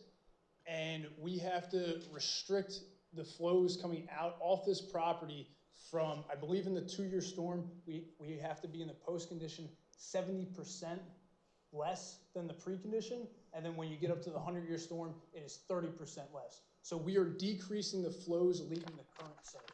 Okay, is that shaded area the restriction area that you refer to? That's correct. Okay, and that's capable of handling sufficient water to reduce it to the limits. All right, so it's been reviewed. Thank you very much. Is there anyone else from the public who would like to ask any questions of Mr. Freed? Seeing none, we can move to the next witness. Sir, could you move the microphone closer to you first? Could you state your name, please, and spell your last name? First name Tim, last name Rosengrant, Rosengrant. And are you the owner of 3667 Route 378? Yes, I am. And can you tell us what business you're involved in? I'm in the automotive collision repair business. And is that what you propose to utilize for this site? That is correct, sir. Could you give us a brief narrative or an explanation as to what you're proposing to do? Okay. I think Tyler covered it pretty good. So we fixed damaged vehicles that, like, maybe hit a deer or ran into another car, had an accident with each other. I've been in business for 42 years. I have 3 other collision shops that I presently run and operate. I've been doing this pretty much my whole life. And I have a nice, clean, well-kept buildings, organization, and we do quality work for people. We still care, you know? The process basically is people call us on the phone, we make an appointment. We do our estimates generally by appointment. So somebody calls us on the phone and we say, you can come in at 10 o'clock and we'll prepare you an estimate. From that point, we schedule a job. So we try to keep we try to control it.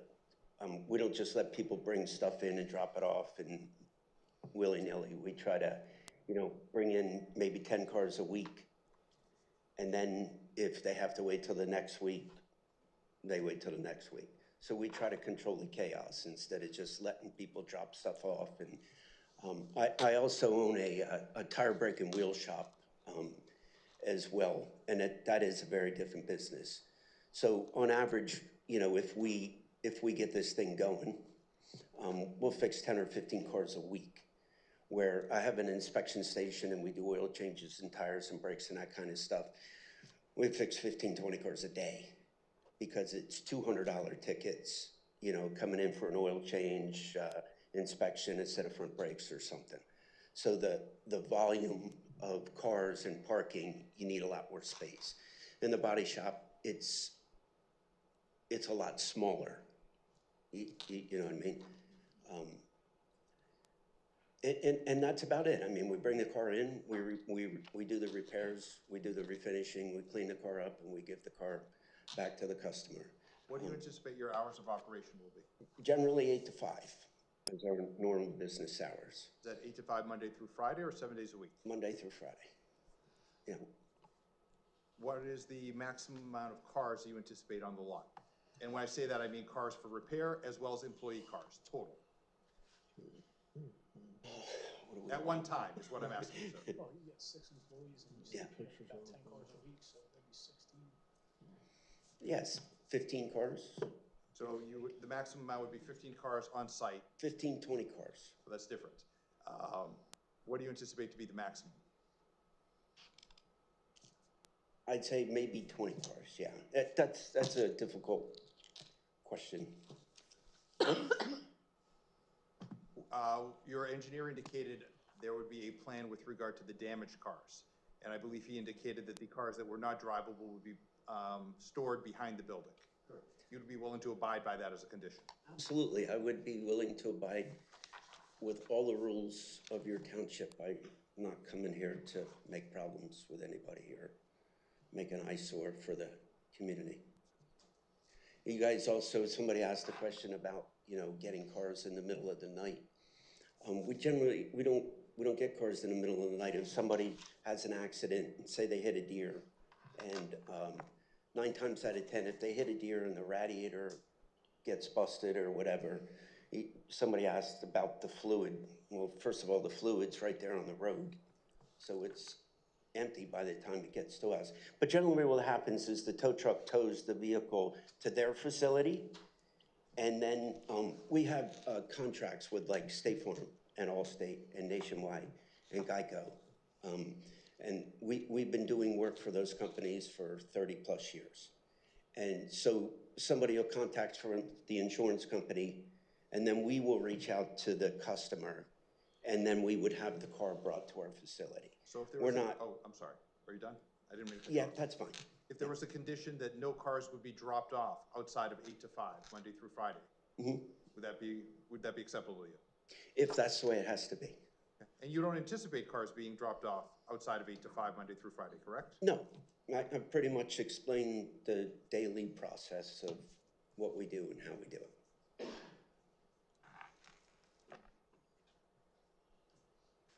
Okay. I don't have any further questions. Are there questions from members of council? Yes. I have a question. Okay, we can go in any order. Ms. Okay, Leon, we can work our way that way. I want to ask you, I know you said Monday through Friday, 8 to 5, but on the odd chance that something will happen that Saturday, I wouldn't want to see that you were in violation of something, like, do you want to just say Saturdays, I'm trying to be.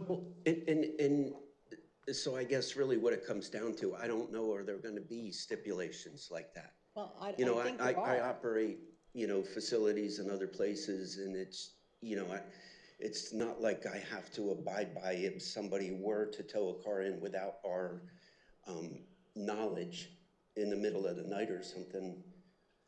You can't foresee everything. I know you can't, but what I'm saying is you're being real specific about 8 to 5.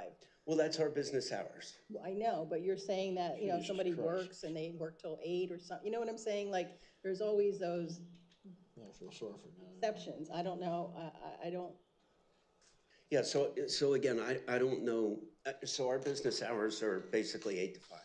I don't know if that means as we move through this process that somebody can't work late till 6 or 7 o'clock at night. That's obviously stuff that has to be worked through, would be the best way I would put it.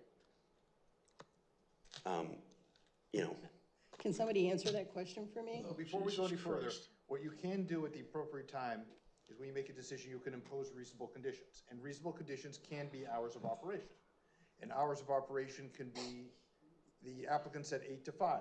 However, if you chose to essentially provide some leeway, although he said 8 to 5, there's nothing wrong with imposing a condition saying 7 to 6, 7 a.m. to 6 p.m., which would allow an hour leeway in the front, an hour leeway in the back. There's nothing wrong with having a condition of no deliveries outside of normal business hours, whatever those business hours are, except for emergency circumstances. So if there's an odd chance that somebody tows a car on a Saturday, he's not in violation, but you don't want regular cars coming in and out at 3 in the morning, I suspect, is what the township would not want to see. So I was trying to establish a record as to what his regular business practice is. After that, when the time comes, the township council can decide what conditions to impose. Okay, so you can think about that in the meantime. Okay, Jesus. thanks. This woman hasn't worked That's all I in have. 30 years. Hasn't worked, I know. I know. Can I Yeah. just ask She you a hasn't couple had a questions, job in We please? can go down the 40 road, years. yes. Ms. Optoff? Thank you. Can you describe any signage that you are proposing for the lot, whether it's a standalone pole or on your building? The what, I'm sorry? Signage. Propose to put a sign on the building itself, and if allowed, a sign in front of the building on 378. Okay, And again, that's all stuff, it's obviously our job to meet the requirement. do you intend on illuminating anything? Like The sign? The sign. Okay. Sure. Yeah. And you're okay with I complying would with like our to. current? I would propose to. Okay, are you aware of our ordinances, sign ordinances about lighting of, signs? Are you in agreement to I'm comply not, with no, them? personally, but again, like I said, so moving through this process, we have to meet the requirement. So Okay. if you said, you can go ahead and build a building here, but you can't light it up, I wouldn't light it up. It's that Okay. simple. It's that simple. Have to meet the requirement. Correct. Yeah, all right, I That's our appreciate it. job. I'm happy to see that this lot can be developed, so thank you. Thank you. But sir, we can agree if you had lights on the property, it would prevent vandalism to the vehicles that you have on the property, including break-ins, correct? Correct. So, To be a deterrent. I would think so. Yeah. I don't know if you know the answer to this, or if I should have directed this to your engineer. And I understand that the driveway location is still pending. Is it your intent to control access onto the property by having a gate or a chain that would perhaps prevent people from just driving onto your property and dropping off vehicles that you may not even want to receive? You don't want vehicles being dumped there, and then it's your responsibility to get rid of it. Yeah. Again, if it's a requirement, we'll be happy to meet the requirement. Well, I don't know if it's a requirement or not, but is it something that you're proposing or that you're considering proposing and that you would want as part of this? It's not something that we need. Okay. Fair enough. Yeah, fair enough. And as I see the plan, there's no indication of any sort of gatekeeping apparatus here, right? Yeah. I've owned the property for 1.5 years, and apparently the police around here do a very good job because there's no issues at all. Well, we with do have a that great property. police department. They're well-funded, so I hope that continues. You can't, with the landfill, you can't. Yeah. So I think you said you have 4 other locations, is that right? Correct. Are they all up in the Poconos area? They are. All right. And are they all under the name Tim's Auto Body? They are. All right. And can you tell me in what municipalities those are located? The original one is in Paradise Valley. That's where I was born and raised. And then I have 2 other ones in Stroudsburg. The 4th location is actually Tire, Brake, and Wheel and Inspection. That's a different company. That's Trophy Tire and Repair. All right, but the Paradise Valley and the Stroudsburg, the 2 locations in Stroudsburg, those are all Tim's Auto There's Body. 2 in Stroudsburg and 1 in Paradise Valley. Got So it. there's 3 body shops and a tire store. All right. And in any of those municipalities, in Paradise Valley or Stroudsburg, have you ever had any violations for your operation of your Tim's Auto Body places? No. Okay. Thank you. Welcome. Mr. Croce, do you have any questions? Yeah.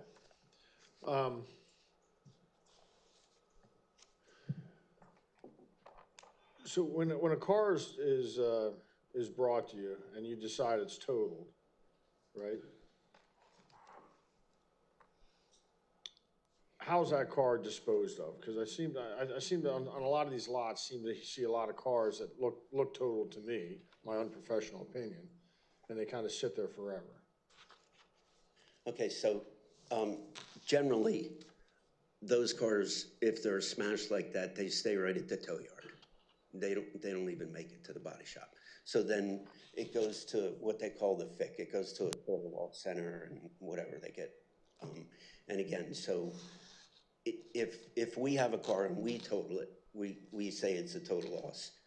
The insurance company would want to move them as quick as possible because they're paying storage on the car. So they generally sit there for a couple days and they're out of there. If they're paying $75 a day, they don't want that thing sitting there for a month like you're talking about. And they're pretty good at moving their stuff. And I think it all has to do with, there's many different types of body shops, if you're dealing with a guy that doesn't have like the contracts and the insurance contracts that we have, I think things would be very different as opposed to the way they work at my shop. So we work with the insurance companies, and they're pretty bossy. They tell us what to do, but again, you know, they're always willing to get their cars and move them as quick as possible because they want to keep that tow bill and the storage bill to a minimum. They don't want to just waste money by it sitting at my shop for a month. If I had it my way, I would like them to sit there for a month. It's free money. Right. You know what I'm saying? But they, you know, these guys are on the ball. They truly are. Yeah, I guess Not looking to be a wrecking yard. Yeah, I'm not looking to be a concern. junkyard, and I'm not looking to store some cars, and that's kind of what I said originally. Like, we try to keep it clean and current. Yeah. And like, even, like, some people, they might bring in 20 cars in a week and work on 5 of them, and they're sitting outside and everything's all disarray. I mean, we make a schedule, we have people bring them in, and it does deviate from that from time to time, but we work really diligently to keep things organized. And, you know, if you only got a couple guys, you don't need 20 cars to work on. You need 10 a week to get through them and get them done and get them out and make the customer happy. Yeah, that's my only concern is what it's going to look like with cars there. Right. I think Tyler brings up a very valid point. You know, just the way the property is, I don't think you're going to see much of anything that goes along around the back of the building, to be perfectly honest with you. I mean, you know, you got a big, huge building sitting there. The cars are going to be parked behind it. We got trees and buffers, and the way that, you know, the way it's going to sit back off of the road and everything.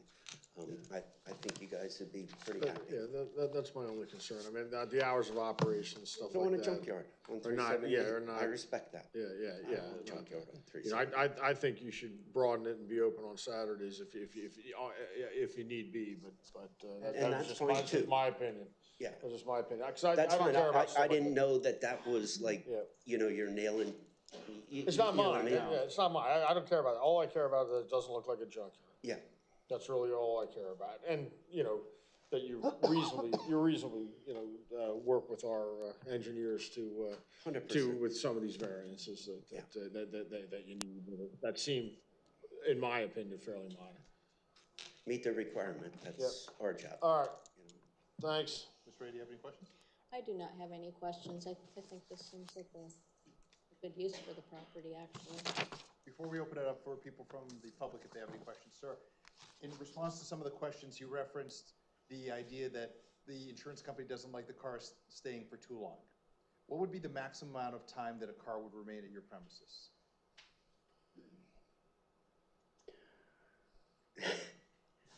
You asked some pretty tough questions.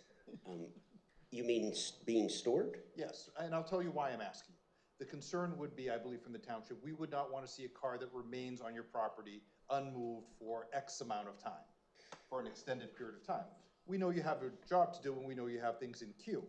Sure. So the township council may want to impose a condition. You can't have a car sitting for more than X days. But I need to know from you, what's reasonable for that on your side? Yeah. Again, if there's the requirement, I'd be more than happy to meet it, but I'll just throw out 30 days. I really honestly don't know how to answer that question. So if the township would impose, say, you have to move your cars and get them off your lot within, say, 60 or 90 days, you could meet that requirement? Absolutely. Okay. Yeah. All right. We don't have cars sitting for 60 and 90 days. But you understand the concern perhaps from the township? Again, you don't want a junkyard. I respect that. Totally. You don't. But we do. I'd again go higher on that end because you don't know. There's you know, you need parts, right? You need parts to fix these cars, and you have no idea about supply chain issues for parts, right? Yeah. Neither do insurance companies or anybody else. Sure. There can be disruptions. COVID, there was disruptions. So something could sit for 30, 60, 90 days if something like that were to occur. Correct. The other thing I could say is if, you know, we build a building and, you know, things work out for us and it starts getting busy, then it's my job to acquire something else to store and put and so on and so forth. And, you know, that's common sense. And our manager, Mr. Finnegan, may have a question too. Oh, sure. So, just so the record is clear that Mr. Finnegan has a question actually not of you, but of our township engineer. It could be also of the applicant. Mr. Rosencrantz, do you believe your application meets the intent of the Lower Saucon Township zoning ordinances? Yes. Do you believe it has any threat to public health, safety, or welfare? No, sir. Okay. Brian, the question came up, and I believe it was Laura that asked it relative to the discharge of hazardous material that was brought up by the EAC. Did you review that as requested? I did. Would you please share that so it's on the record? Mr. Freed's explanation on how they're gonna handle that is something he worked out with our office. They're gonna add snouts to the inlets and handle as much of any type of spills inside the building. And that was the best way we felt it would comply with your ordinances. Yeah, just so the record's correct, that to answer Mr. Bononis's question on the vote, there was 6-0-1. There was one member absent, and that was recorded as an absent vote. The person was not present at the meeting. The minutes are on the website, noting who was present and who was absent. That's all I have. Thank you. Is there any members of the public that have a question for this witness? So one person was absent. Okay, seeing none. On behalf of the applicant, do you have any additional evidence that you want to present? You may or may not know this, but your exhibit, you want to move in evidence, correct? That's correct. Okay, and that will be introduced or that'll be accepted as A1. With that, at this time, it would be appropriate if we have a motion to close the hearing. I'll make a motion to close the hearing. I'll second. If we could have a roll call. Mr. Carochi? Yes. Ms. De Leon? Yes. Ms. Ray? Yes. Mr. Bononis? Yes. Ms. Soptoff Cordero? Yes. Motion passes 5-0. Before we move on to the next agenda item, we have then 45 days in which to issue a decision. What I propose we do now is we move on to the next agenda item, and at a later date, we can bring this back for further discussion. I will draft a proposed order or proposed questions, and then it can be addressed by council, and then ultimately we'll have a written decision in accordance with the statute. Thank you. Thank you. Thank you. Thank you.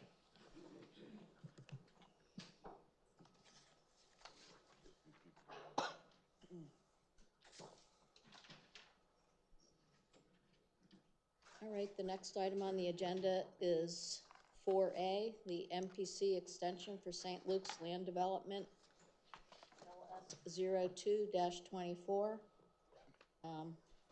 I would make the motion that we grant the extension under the MPC deadline of January 31st, 2026. Of course, we're supporting your landfill litigation.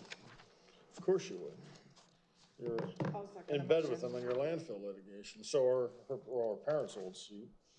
I guess Could I they're get off a of second it on the now. motion? I second it. Okay. I guess they're sorry. off of it I don't now. know if Stacy heard that. Did, thank you.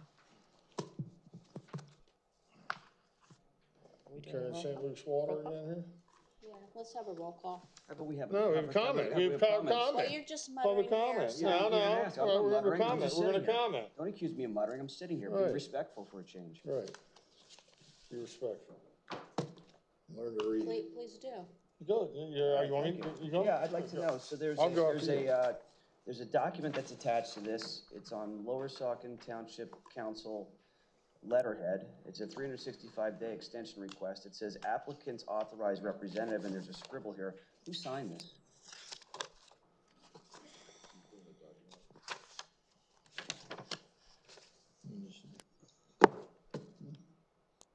That would be their engineer.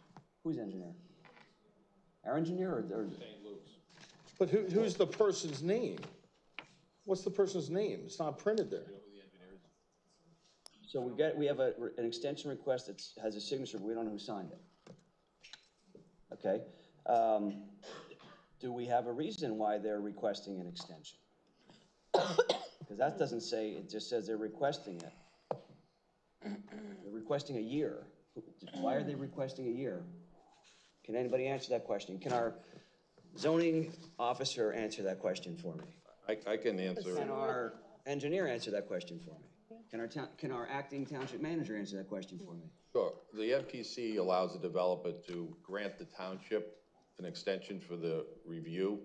They have made submissions to the required agency, including PennDOT, and PennDOT has still not finished the review, and they also have got to go through MPDS permits, and those are usually taking anywhere from 6 to 9 months, so the extension to January 31st, 2027. It's been my, in my role as a manager, it's actually not a motion by council because the developer has granted the extension and council does not have to take any action. Okay, it's on the agenda, so I'm gonna ask questions about it. Okay. Somebody put it on here. Who put it on here? You have to put it on there so that it's into the record that the developer has given you so that then the council or any elected body would not just take action on it in the interim. When was the submission made to PennDOT? I think the second or third submission went in just this week, Brian. I didn't see it. Okay, what was submitted to PennDOT? Revised plans for their access onto a state highway. So it's a driveway permit they're looking for from PennDOT? I believe it's both a driveway and an access permit that would include maybe a stub road. Okay, what's the typical turnaround time for PennDOT to review and approve or comment on driveway and access permits?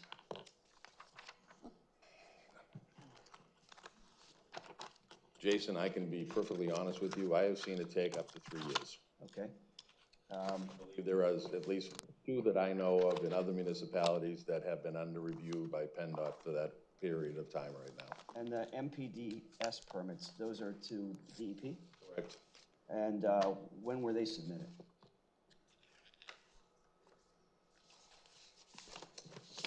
I wouldn't have a date off the top of my head. Okay, do you know what was submitted? An application for stormwater management. Okay, and do we know what the turnaround time is typically for that from DEP? Again, I have seen them take 2 years plus. Okay.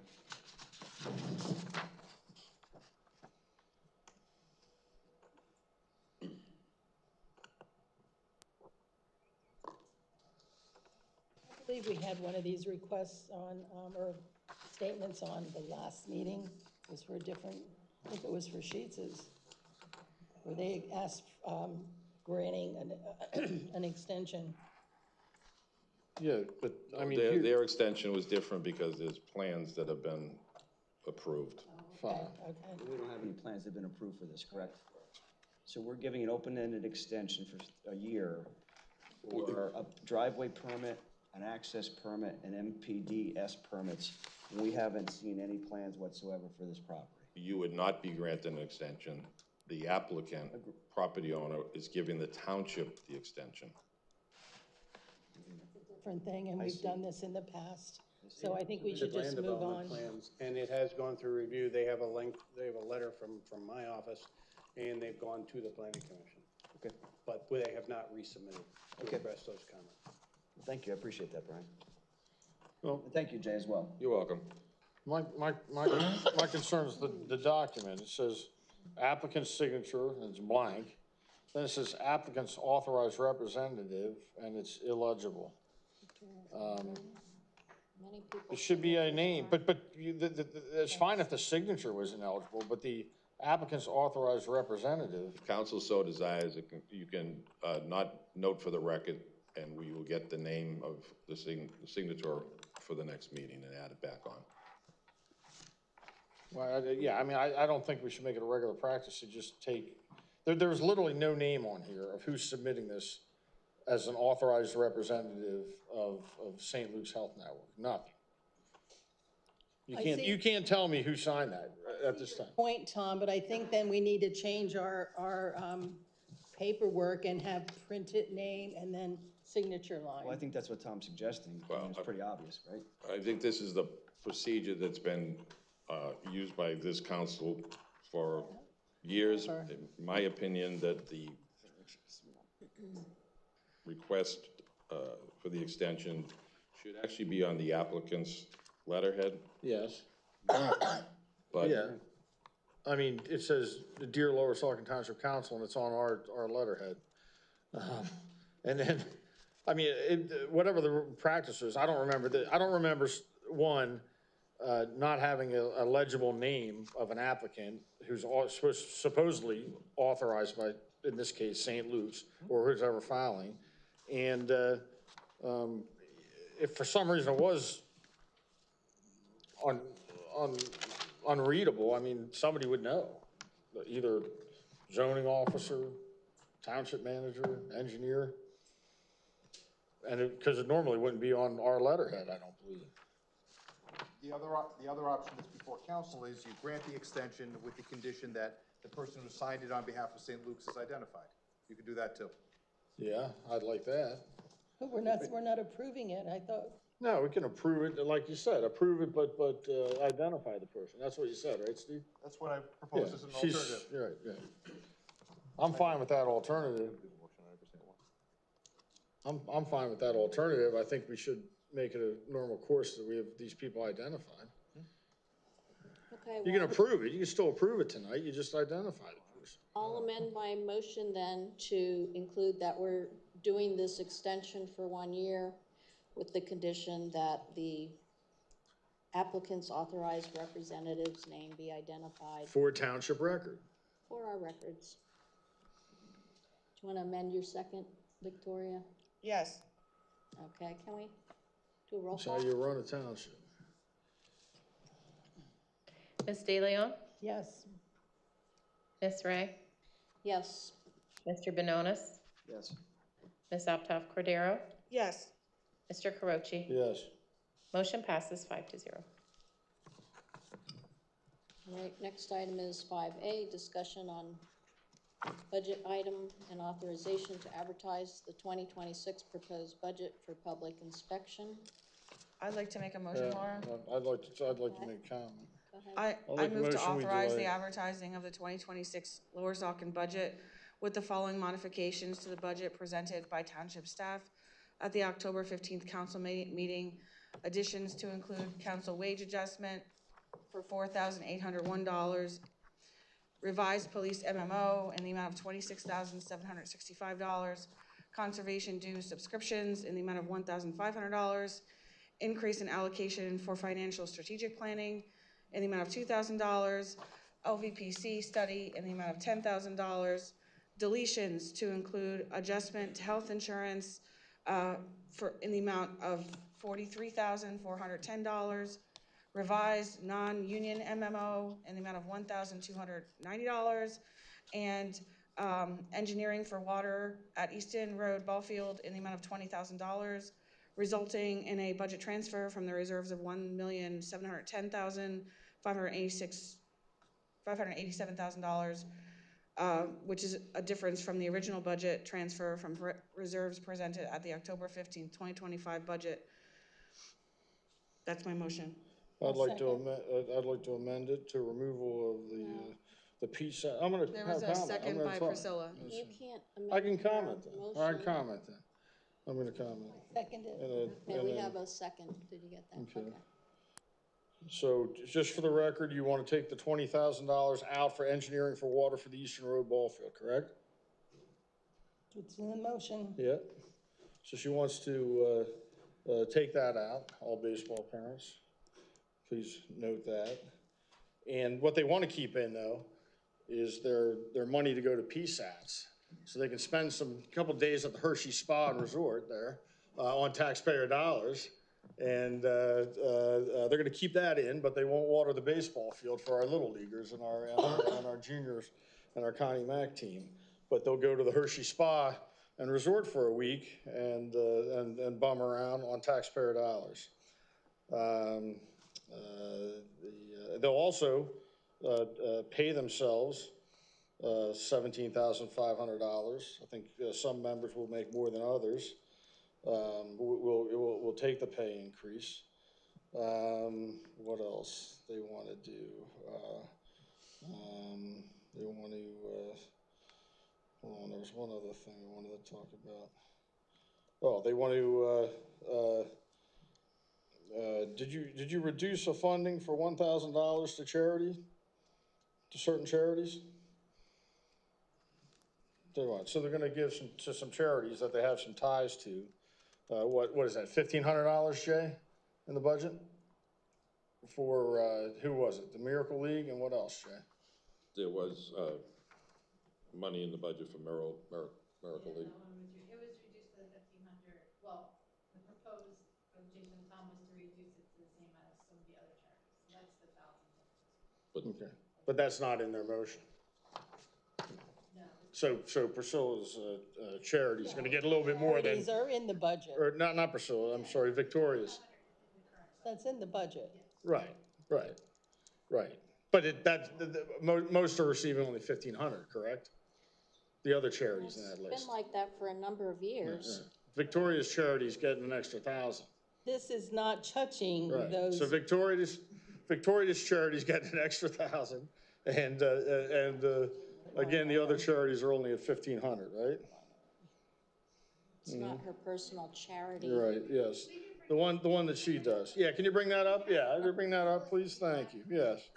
Yeah, thank you. Yeah, so here we are. There we are, yeah. So the kids do the football, the wrestling, the basketball, the cheerleading, they only get $1,500. The motion that I made. Victoria's charity, the Miracle League of Northampton County, it's not even the Miracle League of Lower Saucon Township, if there is one, gets an extra 1,000. And they don't want to spend, money on engineering for water for the ball field. But they want to go to Hershey for a week and on taxpayer dollars. As a side note, a lot of these organizations aren't even getting this money because some of them don't even know it exists. So I'm like reaching out to them. Yeah. So we probably haven't hit this budget amount for the last couple of years. Okay. I can't hear you, Patty. I can't either. For the record, I don't even think we've hit this budget amount for the past couple of years because some of these organizations, the turnover is pretty high and they aren't even aware that they're being awarded the money. So we've been trying to reach out to the people from 2025 and saying that this money is available for them. So just for the record. And they're also gonna, they also took, in this budget, $1 million in the open space fund, right? For this barn that Priscilla wants to resurrect or preserve. So there's $1 million in the open space fund.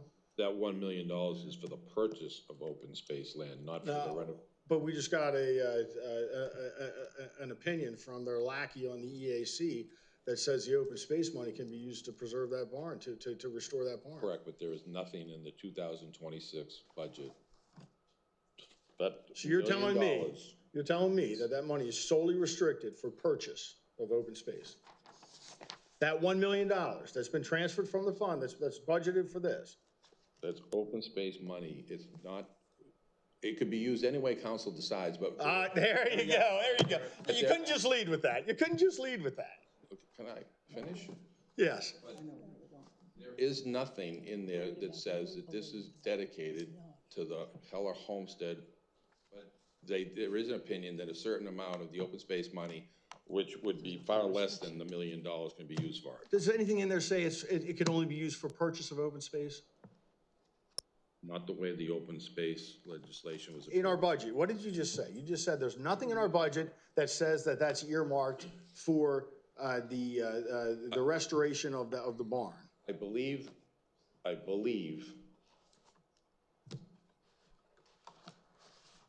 that the opinion from the solicitor for open space indicates that a certain percentage can be used on it. Percentage of what? What is in the fund? Right. What is in the fund, right? So this 1 million comes from the fund, right? I have seen no plans that would indicate that this is going to be used in 2026 for the improvements of the Heller. But you've seen no plans that it's going to be used for the acquisition of property either. Correct. So you don't know what it's going to be used for. Correct. It may not. So be why would you? used, I'm asking him. I'm asking him. There was $1 million I'm asking him. budgeted. You can comment when it's your time to comment, boss. Yeah. You can talk. So this is what they're doing. They're taking $1 million out of the open space fund for Priscilla's barn that she wants to restore. That's taxpayer dollars. That money in the open space fund is taxpayer dollars. Accurate. They're misrepresenting to the public that it's for some acquisition. you're just making stuff up again, Tom. As Jay just said, as Jay just said, that it's not restricted to acquisition, and it can be used for anything. It can be used for anything, and they went out and got an opinion from their lackey attorney on EAC to allow them to do it. Just for transparency, people should know. It doesn't matter. A lot of people might say that's fine, spend $1 million on the barn. A lot of people may say not, but people should know, and they should know the tricks you're trying to do to get it there and the cover-up that's happening in this budget. $1 million, but they won't spend $20,000 to get water for the Eastern Road field, to engineer for the Eastern Road field. For our kids. But they'll go to the Hershey Spa and Resort and hang out on taxpayer dollars. That's where you go, Tom. Yeah, that's right. And again, even Ms. Hill said that there's really no cuts. There's increases in spending almost across the board in this budget. And, I don't feel like I should be the one to propose cuts because I'm for the landfill expanding and we wouldn't need to make cuts in landfill. But they're actively fighting landfill expansion. So this is, this is financially disastrous for the township not to start making cuts, looking at cuts. And you look what they can't even cut. They can't even cut, like I said, money to go to their conference. How are they going to make tough cut decisions? We had Chief Barn up here talking about that. He would have to lay people off if he had a 10% cut, 20% cut. And they're not preparing for the future. Part of me is like, it's going to be sad, but they will be fully responsible for the coming economic disaster that this township will be in, because they can't even propose cuts now ahead of time and plan for the future. They're not proposing any cuts of any substance. It's disgraceful. I have some proposals. Are you done? Yeah. For now. Yeah, my proposals are that there be no township taxpayer funding of any costs and fees associated with attending PSATs. There's a motion on the floor again. I'm speaking, please don't interrupt me. Don't interrupt. I know, and hey, Priscilla, I know you love going to PSATs. You get the handicap room on the first floor of the Hershey Lodge. You got your little party, put the booze in the tub or whatever you do, and you have your little shindig. We know she likes her chocolate. The township taxpayers are paying for this stuff. She likes her chocolate. Right, and we're in a cataclysmic budget state. We're running at a $700,000 deficit. You've come up with no ideas to cut that deficit, and we continue on this path to ruin. You've got no ideas whatsoever because you're utterly incompetent. And allow me to finish. I think we should also eliminate a taxpayer funding for all township council persons. There's no reason these people should be paid. They don't know what they're doing. They don't deserve to be paid. I think we should reduce the local municipal tax to 1 mil until we deplete the reserve fund down to 25% of the future annual expenditures. And the reason for that is you are sitting on a cushion that you created, and you're using that to try to hide exactly what it is that you're doing, and that is taking away the landfill contributions to the township, and you're going to try to soften that blow and hide it until you can't be on this council anymore, and you're going to leave that mess for somebody else to deal with, and you're going to own that. I think we should also reduce the fire services tax back to the December 2023 level. There's been no indication whatsoever that there is a need to increase that fire services tax. You three are the ones that rated the fire services tax to prepay the installment payments on a fire truck that did not need to be prepaid. When we purchased it, there was an agreement in place, and instead you wanted to raid that so that you could create the illusion of a need which did not exist. And there's also, as far as I understand, and I asked this yesterday of Chief Johnson and Scott Carisha, and they did not respond to me. I wanted to know what the response times were for Lower Saucon Township, because I'm hearing that there are delays, and I don't know if there are or if they're not. And if they can prove that there are, then maybe there's a justification. But if they can prove that there are not delays in responding, then what's the justification for increasing the fire services tax when it's funded? We're buying pieces of apparatus at millions of dollars. I think we should also eliminate taxpayer funding of any landfill-related litigation, including and but not limited to opposition to the landfill expansion, as well as your violations of the Sunshine Act, which we are now defendants in and spending money on. So we're using township taxpayer money to try to kill the golden goose that's giving us $2.5 million a year, which is absurd, absolutely absurd. I think we should also reduce the township solicitor rates to $100 an hour. What was it, $250,000 he's made so far in churning litigation and creating litigation situations where we got to spend all this money? It's crazy, and if our solicitor won't accept that rate, then we should find somebody that can do it at a lesser rate. Start cutting costs here, folks. Look to cut costs and reduce so that we can somehow come out of this quagmire that you're creating. I think we should also forego any and all design or construction-related fees and costs for the maintenance and restoration and/or restoration of the Heller Homestead rubble pile that Priscilla wants to resurrect. It makes no sense. I think we should sell the Heller Homestead. Sell the Heller Homestead because it's a money pit. We keep putting money into the windows, into the basement, into the heating system, into the roof and everything else. And what does it get us? Nothing. It's a cost. It's a cost to the township that cannot be justified, and we need to start looking to cut costs. Let's start there and let's sell the property if we can. And I think we should ask the solicitor to look into when we acquire that property, whether or not that property can be put back out onto the market, and maybe we can raise some revenue by selling that because of the cliff that we're on. And I think we should also request that Lower Saucon Fire Rescue also title all of the fire apparatus that Lower Saucon Township purchased or contributed to purchasing back in Lower Saucon Township's name. It's ridiculous that we would buy $1 million pieces of apparatus and give it away to anybody who's just going to try to hold it over our head and threaten to walk away with the apparatus that the taxpayers paid for. You know, the bad politicians that we have here on council and the ones who just got elected are the symptom. But really what the problem here is the laziness of the citizenship. That's the disease. The laziness and ignorance of the citizenship to pay attention to these issues. These folks up here have no idea what to do. They want to close a landfill and get rid of that money that's coming into the township, but they have no plan whatsoever, and it's evident in this document. Now, in its second version, they've cut nothing whatsoever with this cataclysm on the horizon. These issues are not complex issues. But they don't want to look at any factual issues. They don't want to look at any analytical explanations because they're so emotionally unstable, and they need to have their emotions satisfied in some way by attacking the landfill because they got landfill derangement syndrome and not doing anything about the budget because none of them have any understanding on how to create and manage a budget. It's certainly not one that's $9 or $10 million. They're always looking for a villain. The landfill is the villain here. Donald Trump is the villain. Tom is the villain. I'm the villain. You know what? I mean, they don't want explanations. All they want to do is they want to yell about things. They're against any type of thinking. They're against any type of fact-checking. They're against any type of making sense. They have their useful idiots that show up here. They have their hive mentality, and they swarm around. Yeah, I see it. I see a wave, and thank you for acknowledging that, Diane Hollowell, and dancing around. Diane Hollowhead, and you got Chad Heimbacher dancing in the back as well for those folks that can't see this.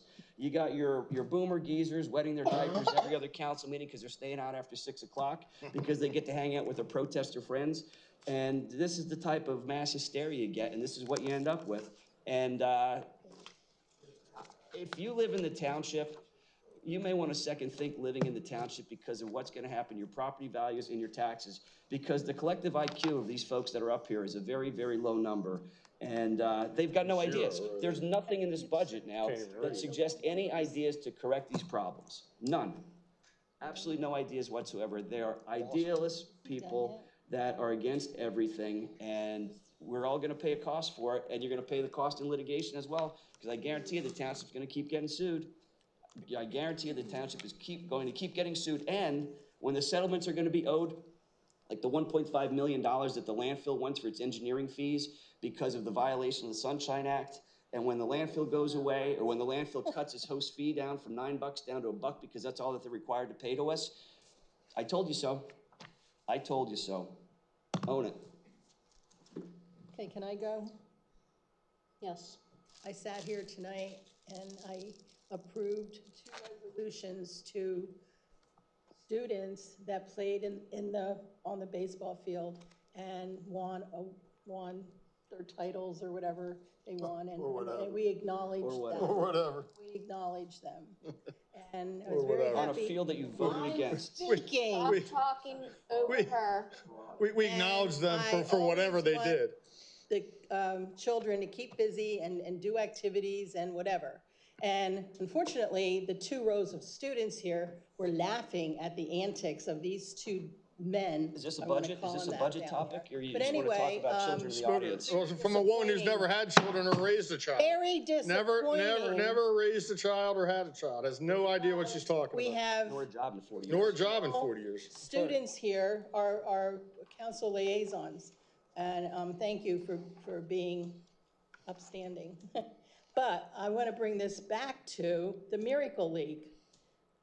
I'm sorry, that when the Miracle League was first built, okay? And she won't talk and about they the were- $20,000 she wants to take from the Little League. We're looking for donations for support because of a disabled child trying to play baseball. I mean, the pictures, the look on these kids' faces are priceless. And I started the donation to the Miracle League, and I'm very proud of doing that, and I will continue to as long as I have the majority of votes. And that is why I support that, because it is very important to provide that kind of service to children that would never be able to make it on a regular baseball team. And it's heartbreaking, so that's why.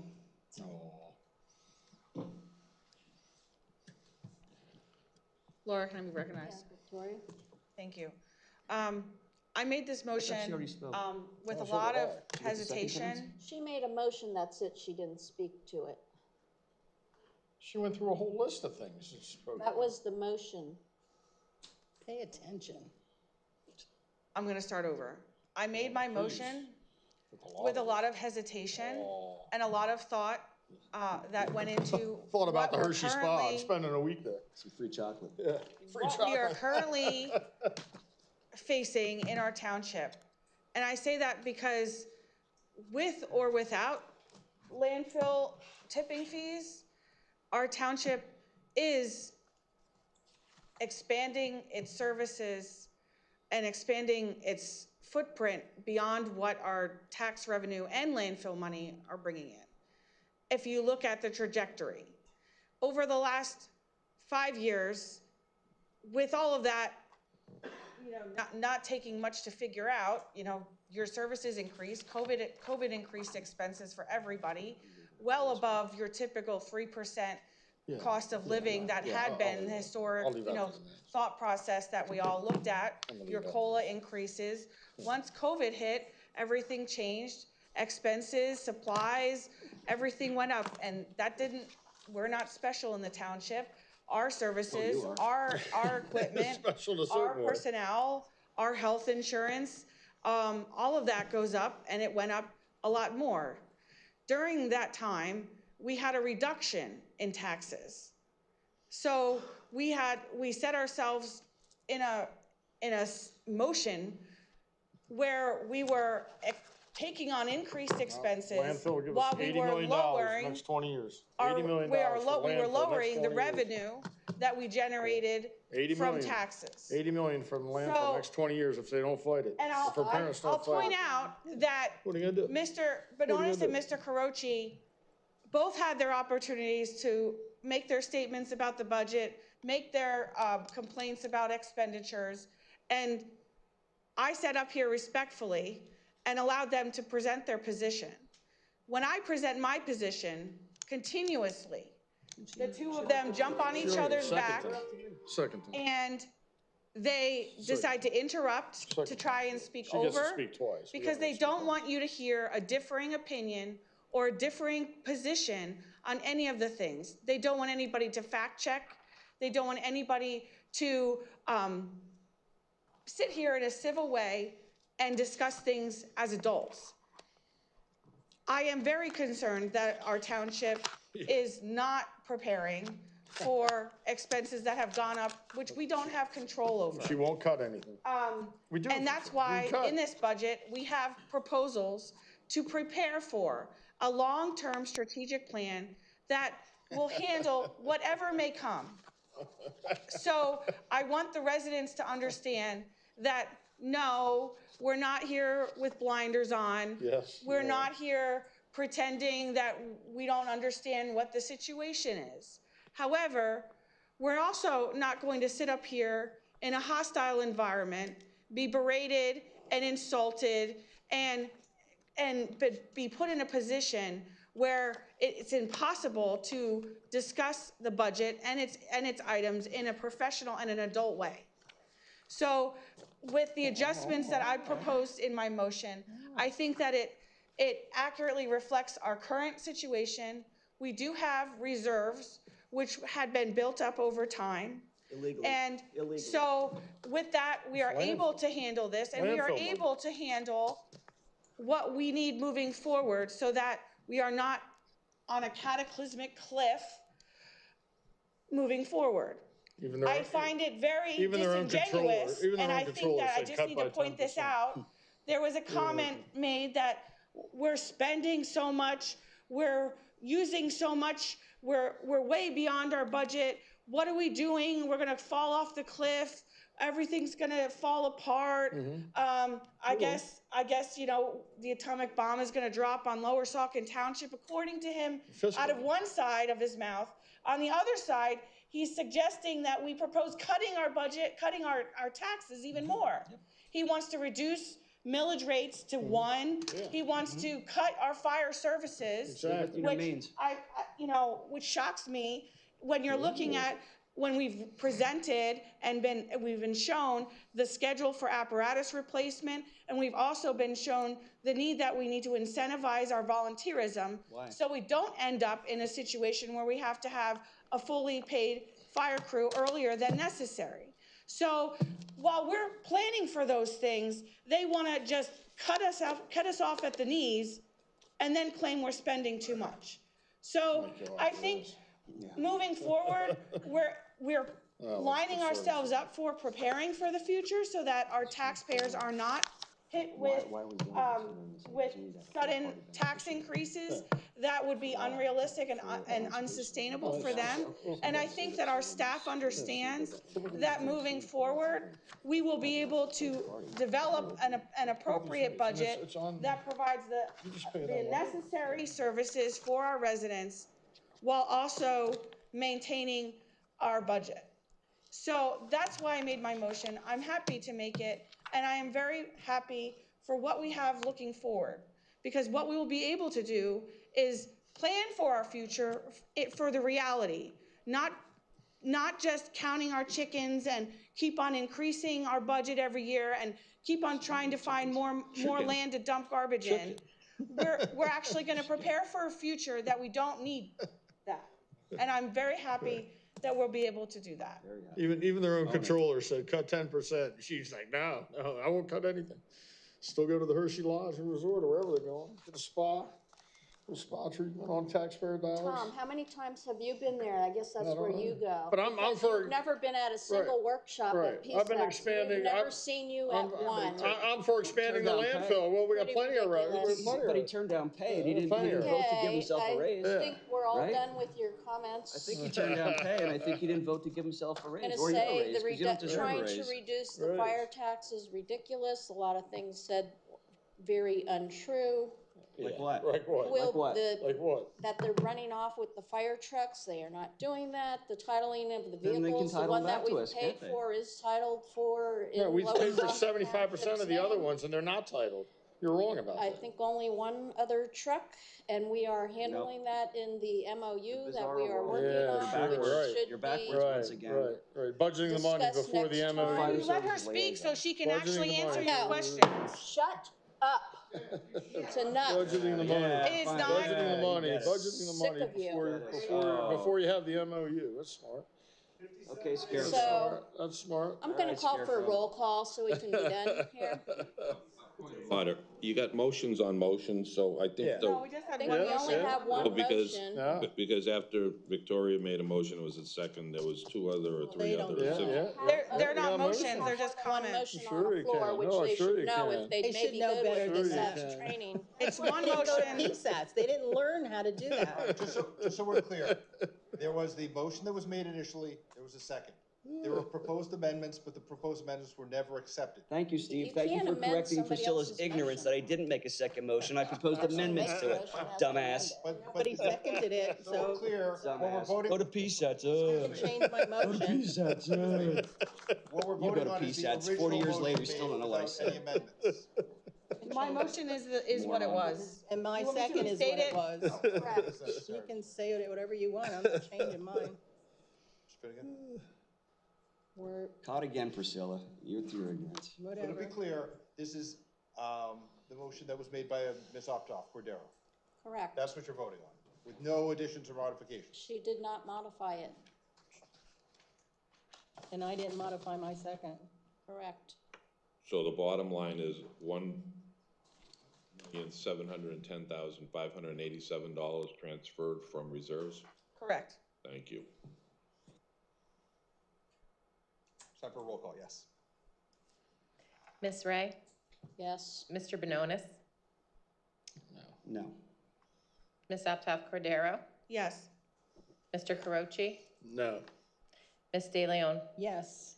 Motion passes 3-2. All right, I'm going to make a motion that the proposed budget does not include any taxpayer funding of any and all costs and fees associated with attendance at PSATs, eliminating taxpayer-funded township council compensation, reducing local municipal tax to 1 mil until depletion of the reserve fund is 25% of the forecast annual expenditures, reducing the fire services tax to the December 2023 level, eliminating taxpayer funding for any landfill-related litigation, including but not limited to opposition to landfill expansion and/or violations of the Sunshine Act, reducing all township solicitor rates to $100 per hour or finding a solicitor who will accept those rates, foregoing any and all design and/or construction-related fees and costs for maintenance and/or restoration of the Heller Homestead rubble pile, and requesting Lower Saucon Fire Rescue title all the township-funded fire apparatus back into Lower Saucon Township's name.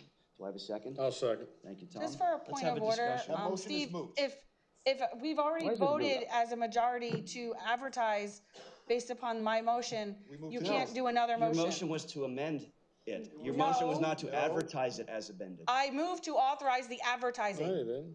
That was the first didn't. sentence. Well, So we can move on to the next agenda item, No. because this agenda item's already Correct. been voted on. Thank you. You can't have a second? they don't, I did second, I It did doesn't second. matter. Doesn't Okay. matter. There it is, folks. Already They don't want you, approved they what don't we're want to know the advertising. reality. Yeah. There it is again. Yeah, yeah. Sweep it under the rug, pay 5B, your taxes. discussion and approval of the revised 2026 minimum municipal obligations. You were given updated information. I don't know if this is something Jay wants to. Yeah, I can Patty, touch on that. okay. We had a revised amount from the actuary. One of the wages was incorrect, so he adjusted it for us. So this is a new report from the actuary. That's why we needed to do a new resolution. Is it being revised up or down, Patty? I believe one is up and one is down. Can The you get- non-uniform is down and the uniform is up. Okay. Thank you. Sure. I'll make the motion that we revise, I don't know if we need a new motion, it's in the budget with the revisions of the MMOs. Do we need a, You need a motion because it's got to be sent into the, okay, well, I'll make a motion that we accept these revised MMOs as Second. presented. I didn't We mean have to a cut roll you call? Ms. Aptoff Cordero? Yes. Mr. Carochi? Yes. Ms. De Leon? Yes. Ms. Ray? Yes. Mr. Benonis? Yes. Motion passes 5-0. 5C is authorization to execute the agreement between Lower Saucon Township and Heritage Conservancy. I'll make the motion that we execute this agreement for the year of 2026 through December 31st, 2026, between Lower Saucon Township and Heritage Conservancy. Second. Discussion? Jay, Yeah. who has to put this on the agenda? they sent us a updated agreement. I reviewed it, sent it to Steve to review, and it's updating the agreement that was most recently in place. You're referring to the Heritage Conservancy? Correct. Okay. And Steve, why is the Heritage Conservancy services needed? It's been traditionally utilized in the past. This agreement is substantially similar to what we had in prior years. Therefore, they presented it, and we're presenting it before council. You didn't answer my question. My question is why? That's a question for township council feels it's appropriate, then you vote for it. If township council doesn't feel it's appropriate, you don't vote for it. My question to you as the solicitor is, why is an agreement with the Heritage Conservancy required? There's no agreement with anybody that's necessarily required. It's whether or not township council feels it's appropriate to enter into. Okay, what is the benefit of entering into this Heritage Conservancy agreement, Steve, if any? They provide certain services as outlined. What are those services? What's outlined in the agreement. Okay, so as I understand it, they are providing services to agree to be a third-party beneficiary to conservation easements, is that correct? What's in the agreement? I'm not gonna go through this, so. Well, you're an attorney, aren't you, Steve?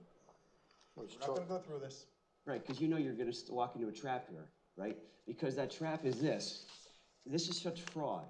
You have litigation against the landfill. You three clowns have initiated litigation against the landfill and have been involved in litigation against the landfill, wherein conservation easements were removed for the landfill expansion or in part of the landfill expansion. And in that situation, those conservation easements were removed because they could be removed because there was no third-party beneficiary. And you are admitting, at least tacitly, that you need to have third-party beneficiaries for conservation easements to be valid. And that is the reason why we are why you are proposing that we enter into this agreement. So your hypocrisy is on full display to the public. In one breath, you're saying in litigation that you can't take off those conservation easements. And now you're proposing that we spend $15,000 a pop for every conservation easement that is going to be monitored, where the Heritage Conservancy is going to be the third-party beneficiary, because you know that for a conservation easement to be undoable, that you need to have a third-party beneficiary. That's the hypocrisy of this. And you're gonna spend township money on this, so which is it? Do we need a third-party beneficiary for a conservation easement, or don't we? Because when the landfill litigation, you're saying that you can't, and now you're saying that, well, we need this because otherwise the conservation easements can be invalidated. So there you have it. And you're gonna spend $15,000 for every conservation easement, and then you got the fee schedule that's on here. President and CEO William Kunz, $175 an hour. Conservation Acquisition Specialist Matt Babbitt, $95 an hour. Conservation Acquisition Specialist Kim Johnson, $95 an hour. Conservation Acquisition Specialist Tara Camp, $95 an hour. Easement Stewardship Manager Katie Toner, $80 an hour. Conservation Biologist Sebastian Harris, $80 an hour. Land Conservation Manager Jim Drennan, $100 an hour. Senior Conservation Biologist Tyler Kovacs, $90 an hour. So you're spending $15,000 a pop for per conservation easement, and then you got additional billable rates for the Resource Protection Department of the Heritage Conservancy, which in one side of your mouth you're saying isn't necessary to maintain a conservation easement, and in the other you're saying it is necessary, and that's why you're proposing this agreement. It's insanity. We're broke, we're going broke, and this is the kind of money you want to spend. Craziness. I agree. I mean, it's just they're just lining the pockets of the Heritage Conservancy with township taxpayer dollars for really no reason whatsoever. And our solicitor won't even acknowledge what's happening. Yeah. He won't even explain what this agreement means and why they're doing it. That's how feckless he is. I mean, it's open-ended, which is concerning. You know, so yeah, it's a disgraceful. It's disgraceful that they're going to line the pockets of this conservancy. So it's not really quite open-ended. This would be on any properties that come in that we work on. That's open-ended. That's open-ended. You don't. How many are going to come in? We haven't had very many. Right. You have no idea. You get 1,000. Right. You get 1,000. That's a $15,000 fee, which would be, if we would choose to do that, to have the monitoring in perpetuity. Why do we need it? These are. Why do we need it? You're in the AC. Why do we need this? This is to ensure, and we have had cases where people have their properties in conservation easement and then they do things to it which are not allowed. I thought our zoning took care of it. So that is not a zoning issue per se. Per se. So that is what the $15,000 covers. That comes from our open space funding, which They don't think that's taxpayer dollars. It is. It is, but it serves a purpose to make sure our properties are properly handled. She says it like it's not So, taxpayer dollars. unfortunately, you don't understand conservation easements at all, I know that. Really? I think I just talked about them pretty Yeah. clearly. Right, So, and let's yet, have a roll call. we did, when he asked our solicitor to Laura, explain the agreement, we didn't Can got I be nothing. recognized real quick?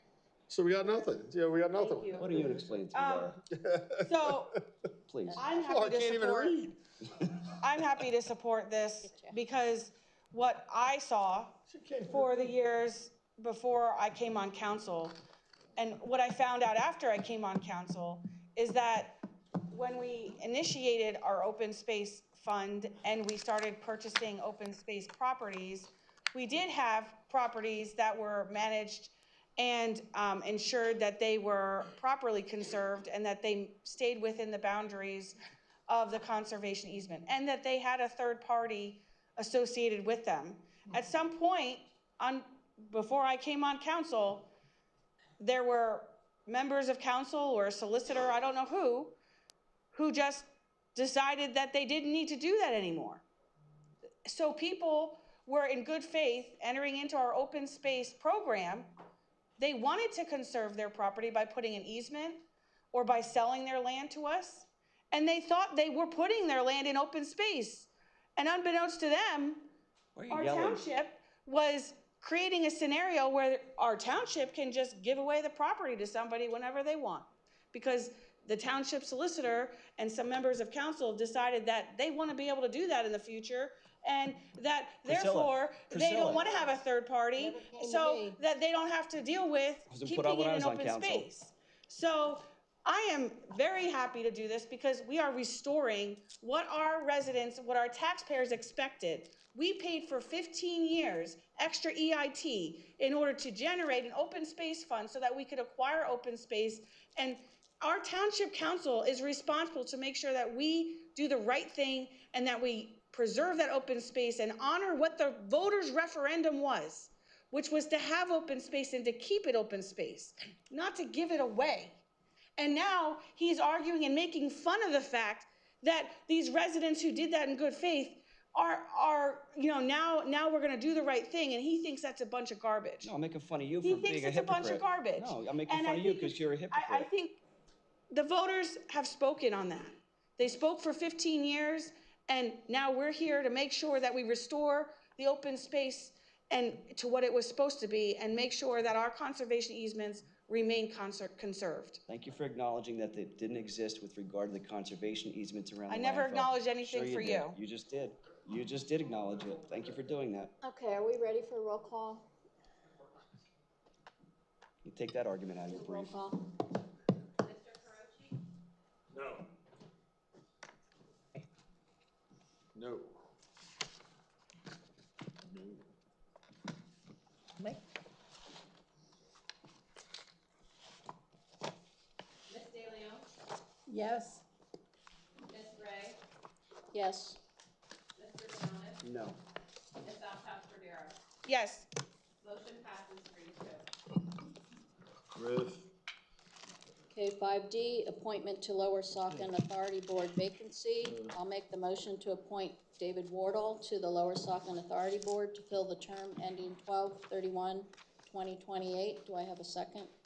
I thought we used to get information about these people, like resume, what their background was.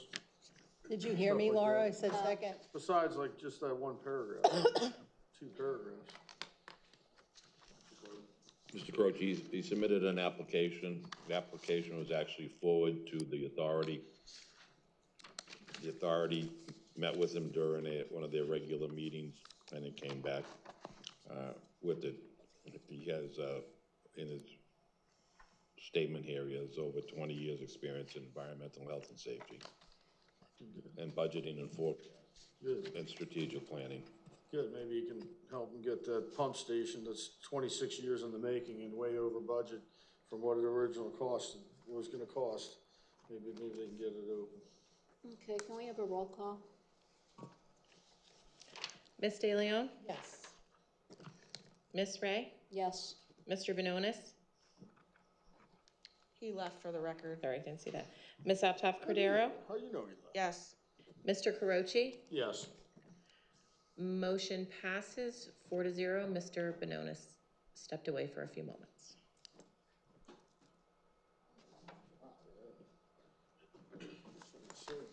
Okay, next item is 6A, approval of the October 15th, 2025 council minutes. I'll make the motion that we approve the council minutes.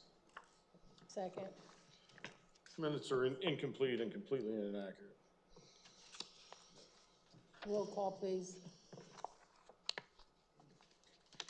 Yeah, let's do roll call. Yes. Mr. Bononis is not present. Ms. Optoff Cordero? Yes. Mr. Carochi? No. Ms. De Leon? Yes. Motion passes 3-1, one absent.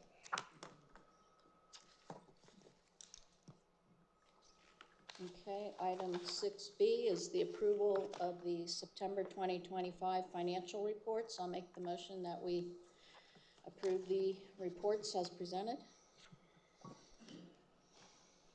Second. Can we have a roll call? Mr. Bononis is absent. Ms. Optoff Cordero? Yes.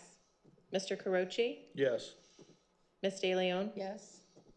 Ms. Ray? Yes. Motion passes 4-0. With one absent. With one absent.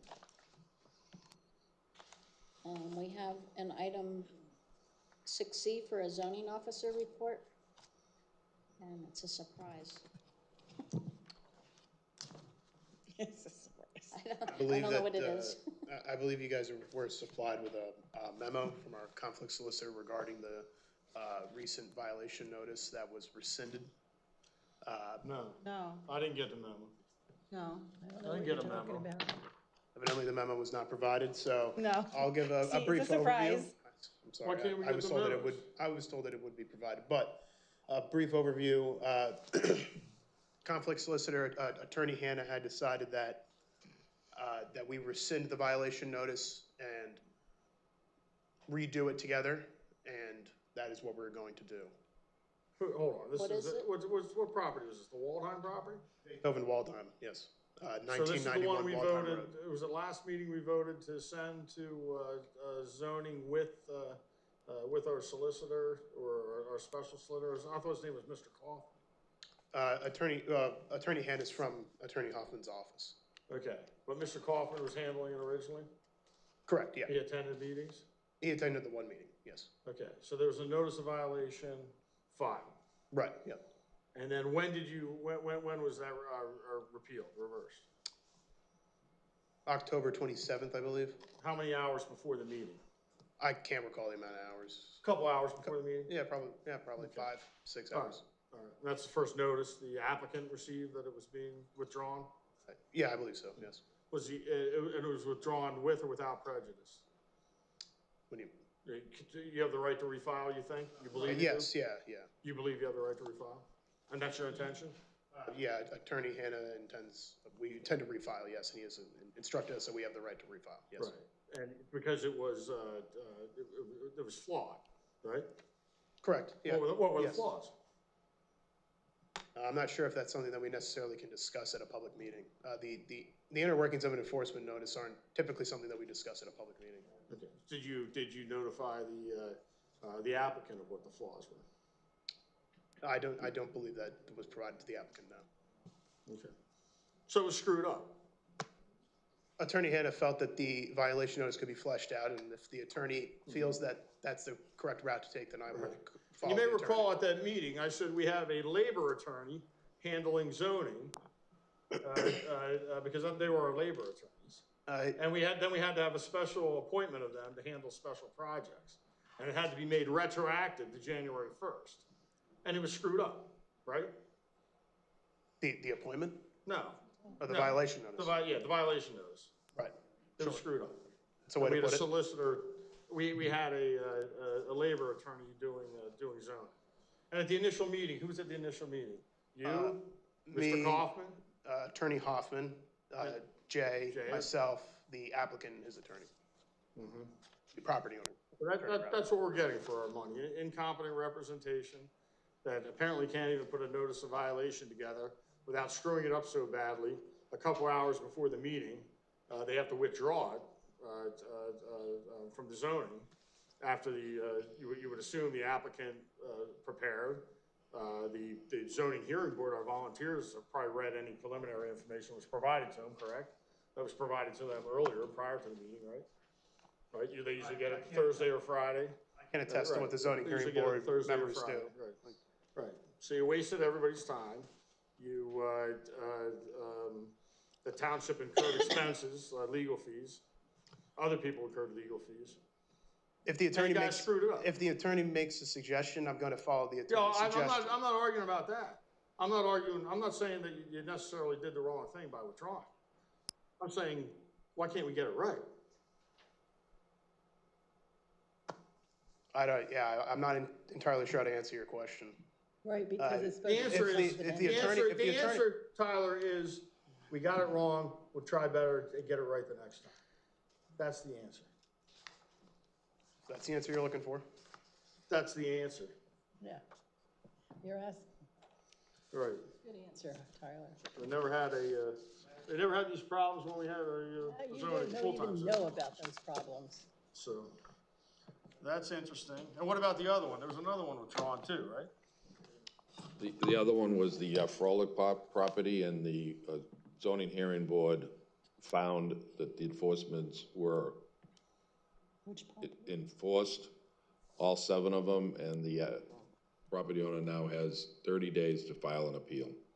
Which property, Jay? Frolic. 621 Lower Saucon Road. So that also was supposed to have a hearing? No. Did have a hearing, and that would, all the violation notices were unanimously upheld. Okay. By the zoning hearing board. By the zoning hearing board, All right, correct. well, you got that one right. Good job. Well, I guess 1 out of 2 is 50%. The one with the dirt. Lower Saucon Road. All right. Yeah, the dirt. The dirt. On Lower That's all we Saucon need Road. on this report? I mean, Yeah. that's Okay. everything we got over report. All right, so council reports. Jay, do you have a manager? Sure. Out in the lobby, there is a box for Emily's Hug Me No Shave November. They donate $50 to Not Shave, and the money goes to the St. Luke's Health Network for Cancer Compassion. If anyone would like to join the department in this great cause, you can drop off a donation from 9 to 4 in the at the police department. Yesterday, I believe I received a email from Councilperson Bononis wanting to know why the reports at the landfill included overweight trucks. They're required by the DEP to submit on a monthly basis to the DEP of the vehicles that enter their property that are overweight. That was confirmed by a representative of the DEP. And then I also checked with the police department. There is other overweight enforcement that goes on in the township. In 2024, there was 10 vehicles that were cited for being overweight, and so far this year, there have been 13 at various locations throughout the township. The compost center's last day is Saturday, November 22nd, and they will operate from 9 a.m. to 11 a.m. for anyone that wishes to drop off materials. That's all I would have. All right, thank you. Tom, do you have a report? No, what was that about it? No, I'll save that for next time. I want to do some more research on that. No, I'm good, actually. Thank you. Okay. Priscilla? Yes, I have several things. I attended the Parks and Rec Board meeting on Monday via phone. I also had complained to DEP about 2 odor complaints within the past 2 weeks. I also like to say that the chamber is doing Light Up Night at Dimmick Park on Friday, November 28th from 5 to 8. And Jay, following up on your DEP overweight thing, I'd just like to read for the record that Stacy, thank you for sending this on November 3rd, attached the BL being Bethlehem Landfill Overweight Report for October is available for your review. And then Jason on November 3rd wrote back, can we update this list to include all overweight vehicles involved in accidents, including everywhere in the township, such as the truck illegally carrying Bethlehem School District waste to a non-landfill site and failed to navigate the steepness of windup? Or is the township's record keeping more selective persecution of the landfill, which just like every other property business owner has no control over, which happens on public roads? Can't make this stuff up. So then on November 4th, Jay wrote Jason, the township does not generate this report. I will ask the chief for issues handled by LSTPD. The vehicle on Frederick was not overweight, which was in all the reports we got.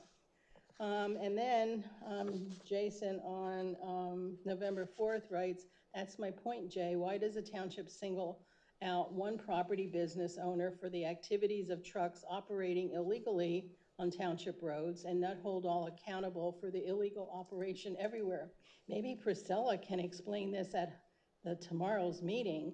This stinks of a long history of more anti-landfill selective persecution and bias. So what I did was I contacted Roger Bellis and asked him to respond.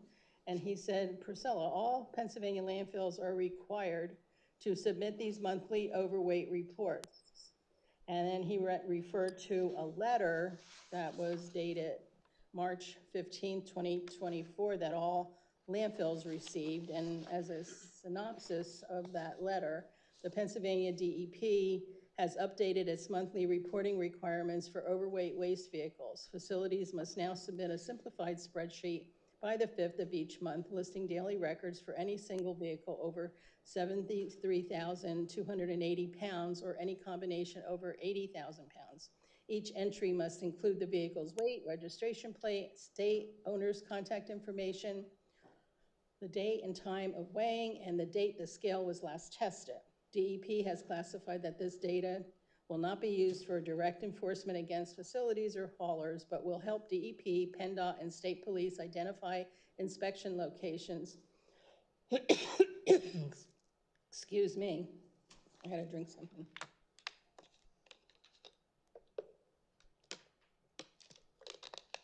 Sorry.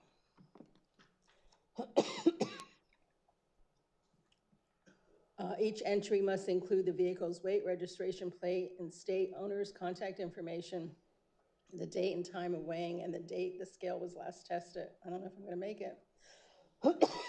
DEP has clarified that this data will not be used for direct enforcement against facilities or haulers. But can you finish reading that for me, please? Because I'm just gonna keep coughing.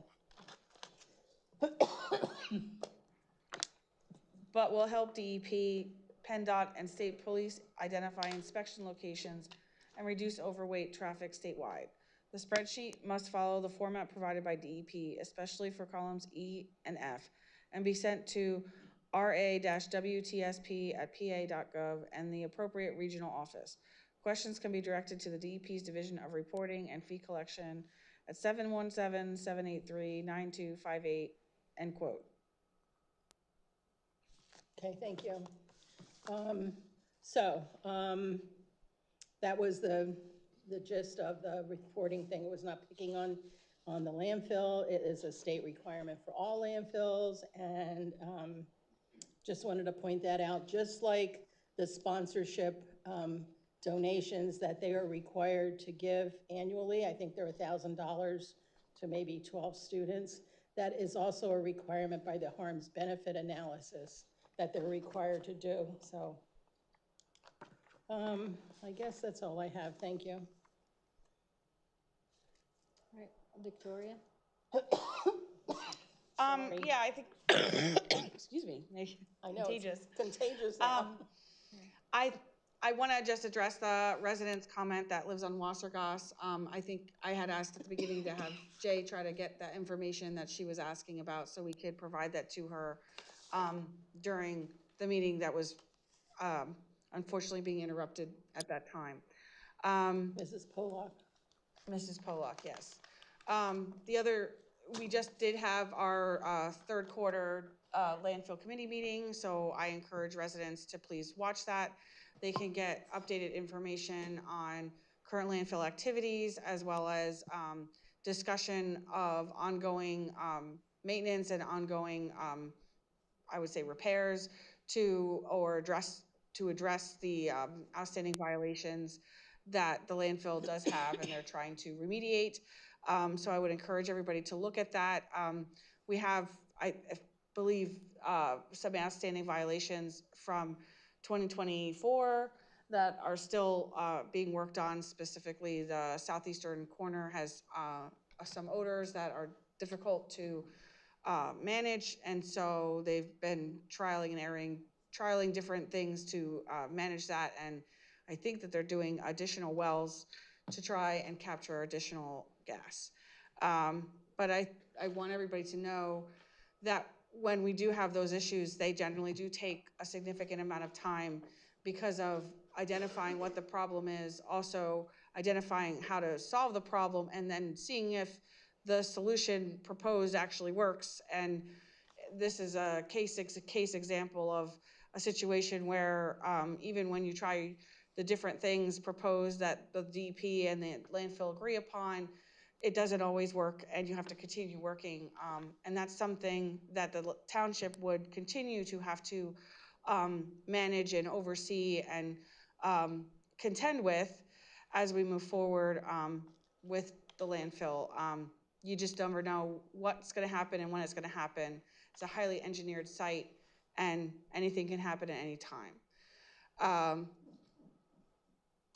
I also want to congratulate all of the candidates who ran for Lower Saucon Township Council. I think everybody was running a fair campaign, and I appreciate that they stayed above board for the most part in addressing other candidates. So I appreciate that, and I want to congratulate the people who did succeed, both on school board and on Lower Saucon Township Council, and I look forward to working with them as we move forward. All right. My report. Is this thing on anymore? This doesn't seem soft. All right, so I have a report as well. On the 21st, I attended a webinar session on digital defense for cybersecurity. It's a topic I would like to pick up and move on for this upcoming year, kind of fizzled off.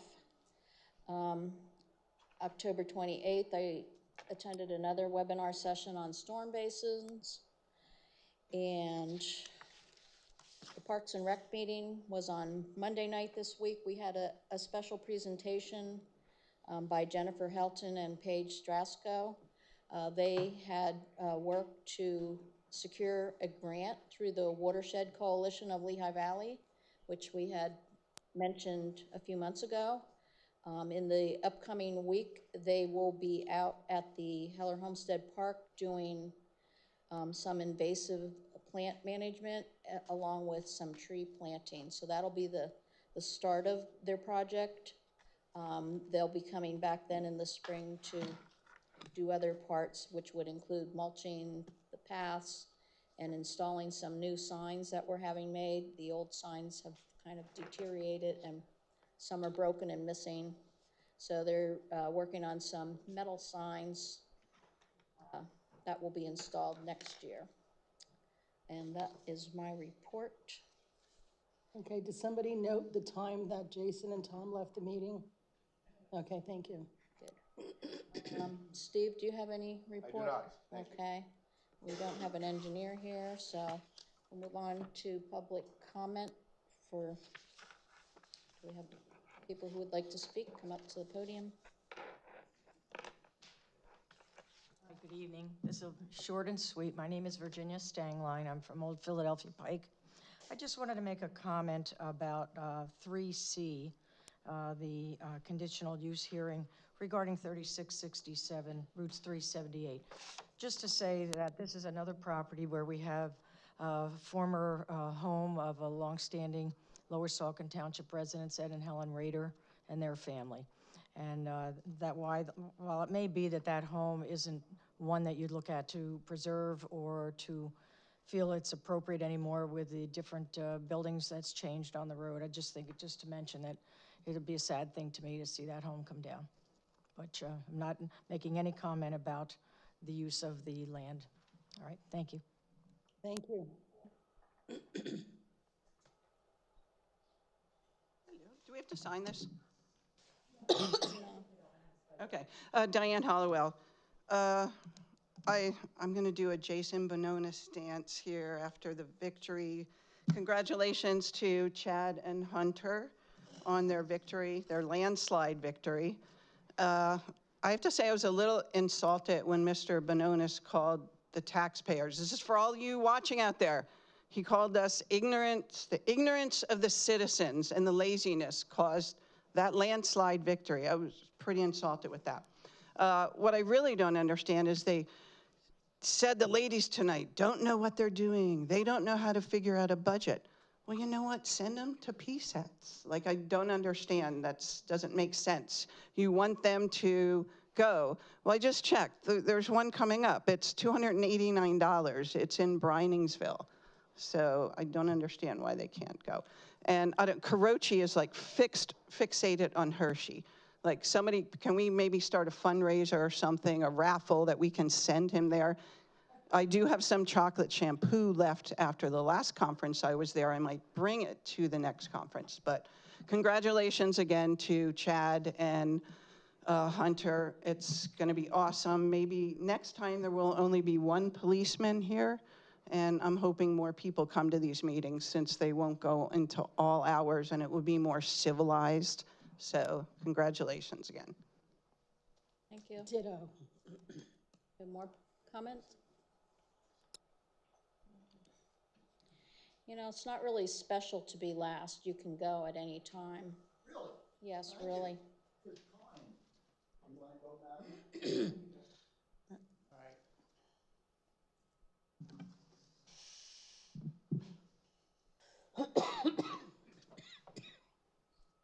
Well, it's really sad that you have to go to PSAT and enjoy all these things. I'll tell you, I mentioned this before. I was on a planning board, and the first requirement before you got on it was you had to go to Rutgers for 6 months on your own nickel. So I don't want to hear about PSAT, and you have to go there so you can learn how to plan. That's really pathetic.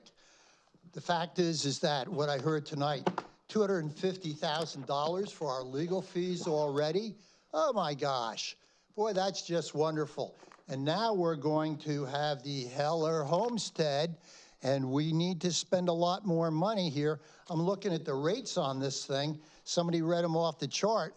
Oh, it's 175, 95, 95 an hour, 95, 80, 80, 80.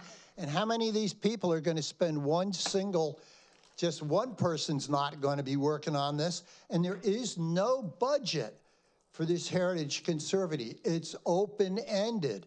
And now I understand there's something about we have to have a third party in order to move this suit in some direction that the people that are being sued want to have it moved in because they're getting a little nervous. That's what it sounds like to me.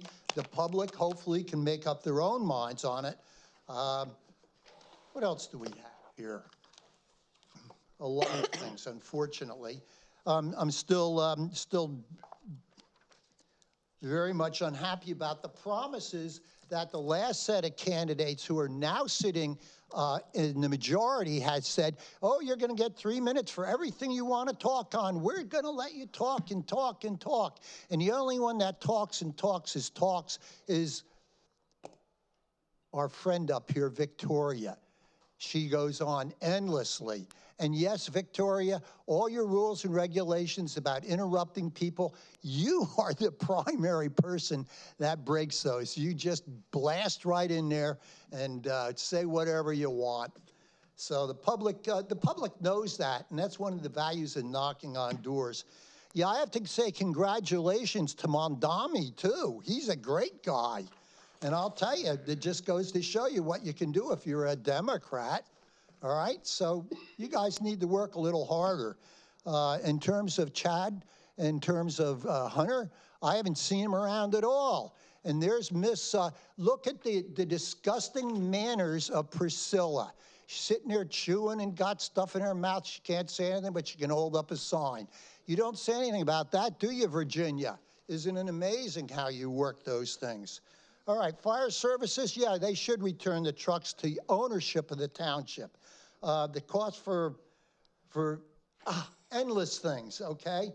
The Heller Homestead, I go by there all the time. I never see anybody there. Nobody's there. We ought to be spending millions on that, especially rebuilding the barn. And I clearly see the plastic over the boulders. Boy, I'll tell you, that's going to save them forever. All right, so what else do we have here? All right, is there a time limit? Yes.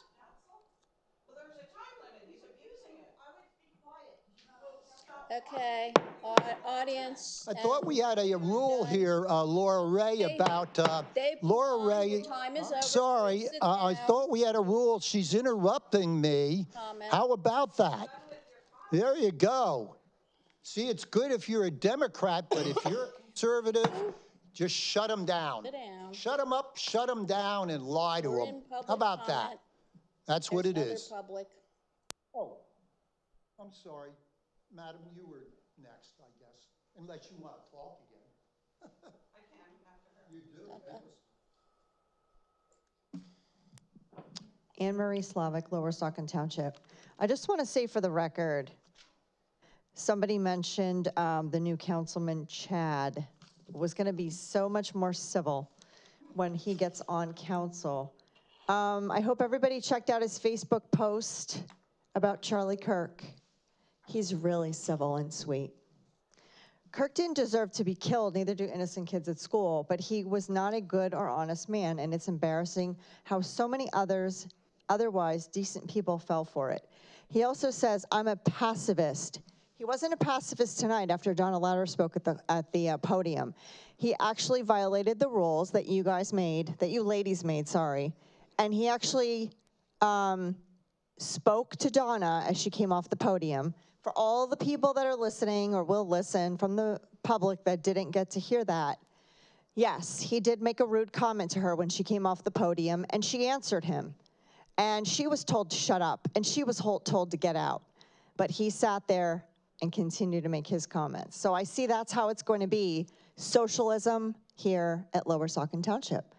And Marxism too, which I failed to mention last time I was up here, which is basically, you shut up if we don't agree with you. And we will speak and you will not speak. So anyway, going back to Chad's Facebook, let's see. Charlie Kirk was a human parasite who spewed hateful and divisive rhetoric, which had indirectly harmed countless people and his grifting. So that's the sweet Chad that's gonna be on council. I can't wait. So anyway, I would like to see the council women speak to their supporters who are in the audience, who are always disruptive, who are always yelling out, making comments, and rude. And I was called an a-hole in the hallway earlier. I didn't say one word, but I was called an a-hole. To which I responded to Lynn Hill that she should take a finance class. And instead of going to PSATs and spending the taxpayers' money, you should all go take a budget and finance class. And you could pay for PSATs yourselves if you want to go. Or get some of your supporters to fund it for you, some of your wealthy supporters that are in the township. Anyway, I just want to comment really quick on, it's funny how our township is always trying to micromanage other businesses that are in the township, which again is a miracle that we have a gentleman who wants to open a business in this township. On 378, where they drag race at 3 o'clock in the morning to and from South Bethlehem, driving like fools, driving over the speed limit, flying across the line to pass everybody. We're worried about this business should not have lights. The business can't have lights. The business is on 378. You just approved, or you were approving of a gas station that's going to open eventually when they decide to build it. That's going to have lights 24/7, but the gentleman cannot have lights on his business. And you know what? For the people whose cars are going to be parked there, when they get broken into, then maybe they could call Priscilla at 3 o'clock in the morning. Make sure that, the police note that. They could call her. Okay, thanks. Yeah. So inaccurate. Do we have more comment?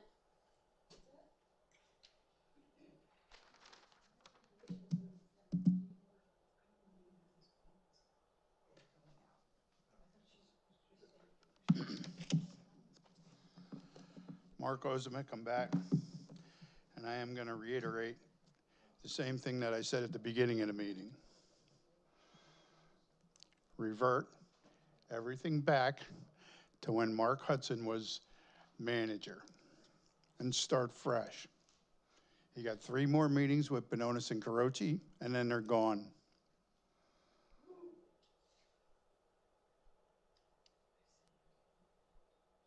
Hey,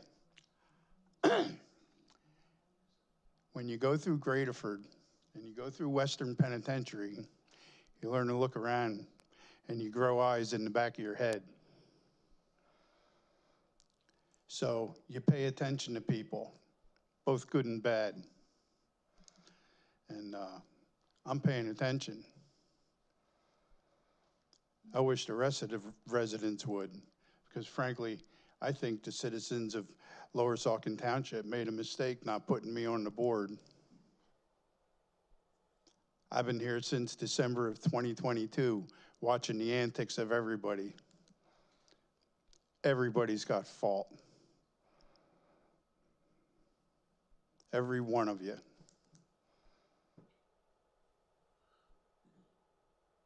I don't know what else to tell you. I mean, if you want, if the PFAS, I don't know what it is, PFAP, whatever you call it. If it's some kind of class and it's educational, maybe you should pay for it yourself. Maybe the township residents shouldn't pay for it. I know one thing, it seems like the zoning book is how thick? How thick is the township zoning book? Give me an estimate. You want like an estimate? Come on, like this. The zoning ordinance? It's, the code of ordinance is a lot larger, yes. Probably take half of them and throw them in the trash. Because what I witnessed tonight about the guy trying to open a garage, just some shit's uncalled for. You make things so difficult. And as far as people wanting to put land in preservation, I don't know why anybody would want to do that. I heard Ginger's story. I listened to it more than once, and I know how much money it cost her. If people were smart, they'd just keep their own land and not build on it. And not give it to the township. And then their families can do with it what they want when they're dead and gone. But the township needs change. Serious change. And less lawsuits, and less courtrooms. And more people like me, a blue-collar general, low-bum worker, to come in and do things. It's sickening. All right, do we have more? Anybody else?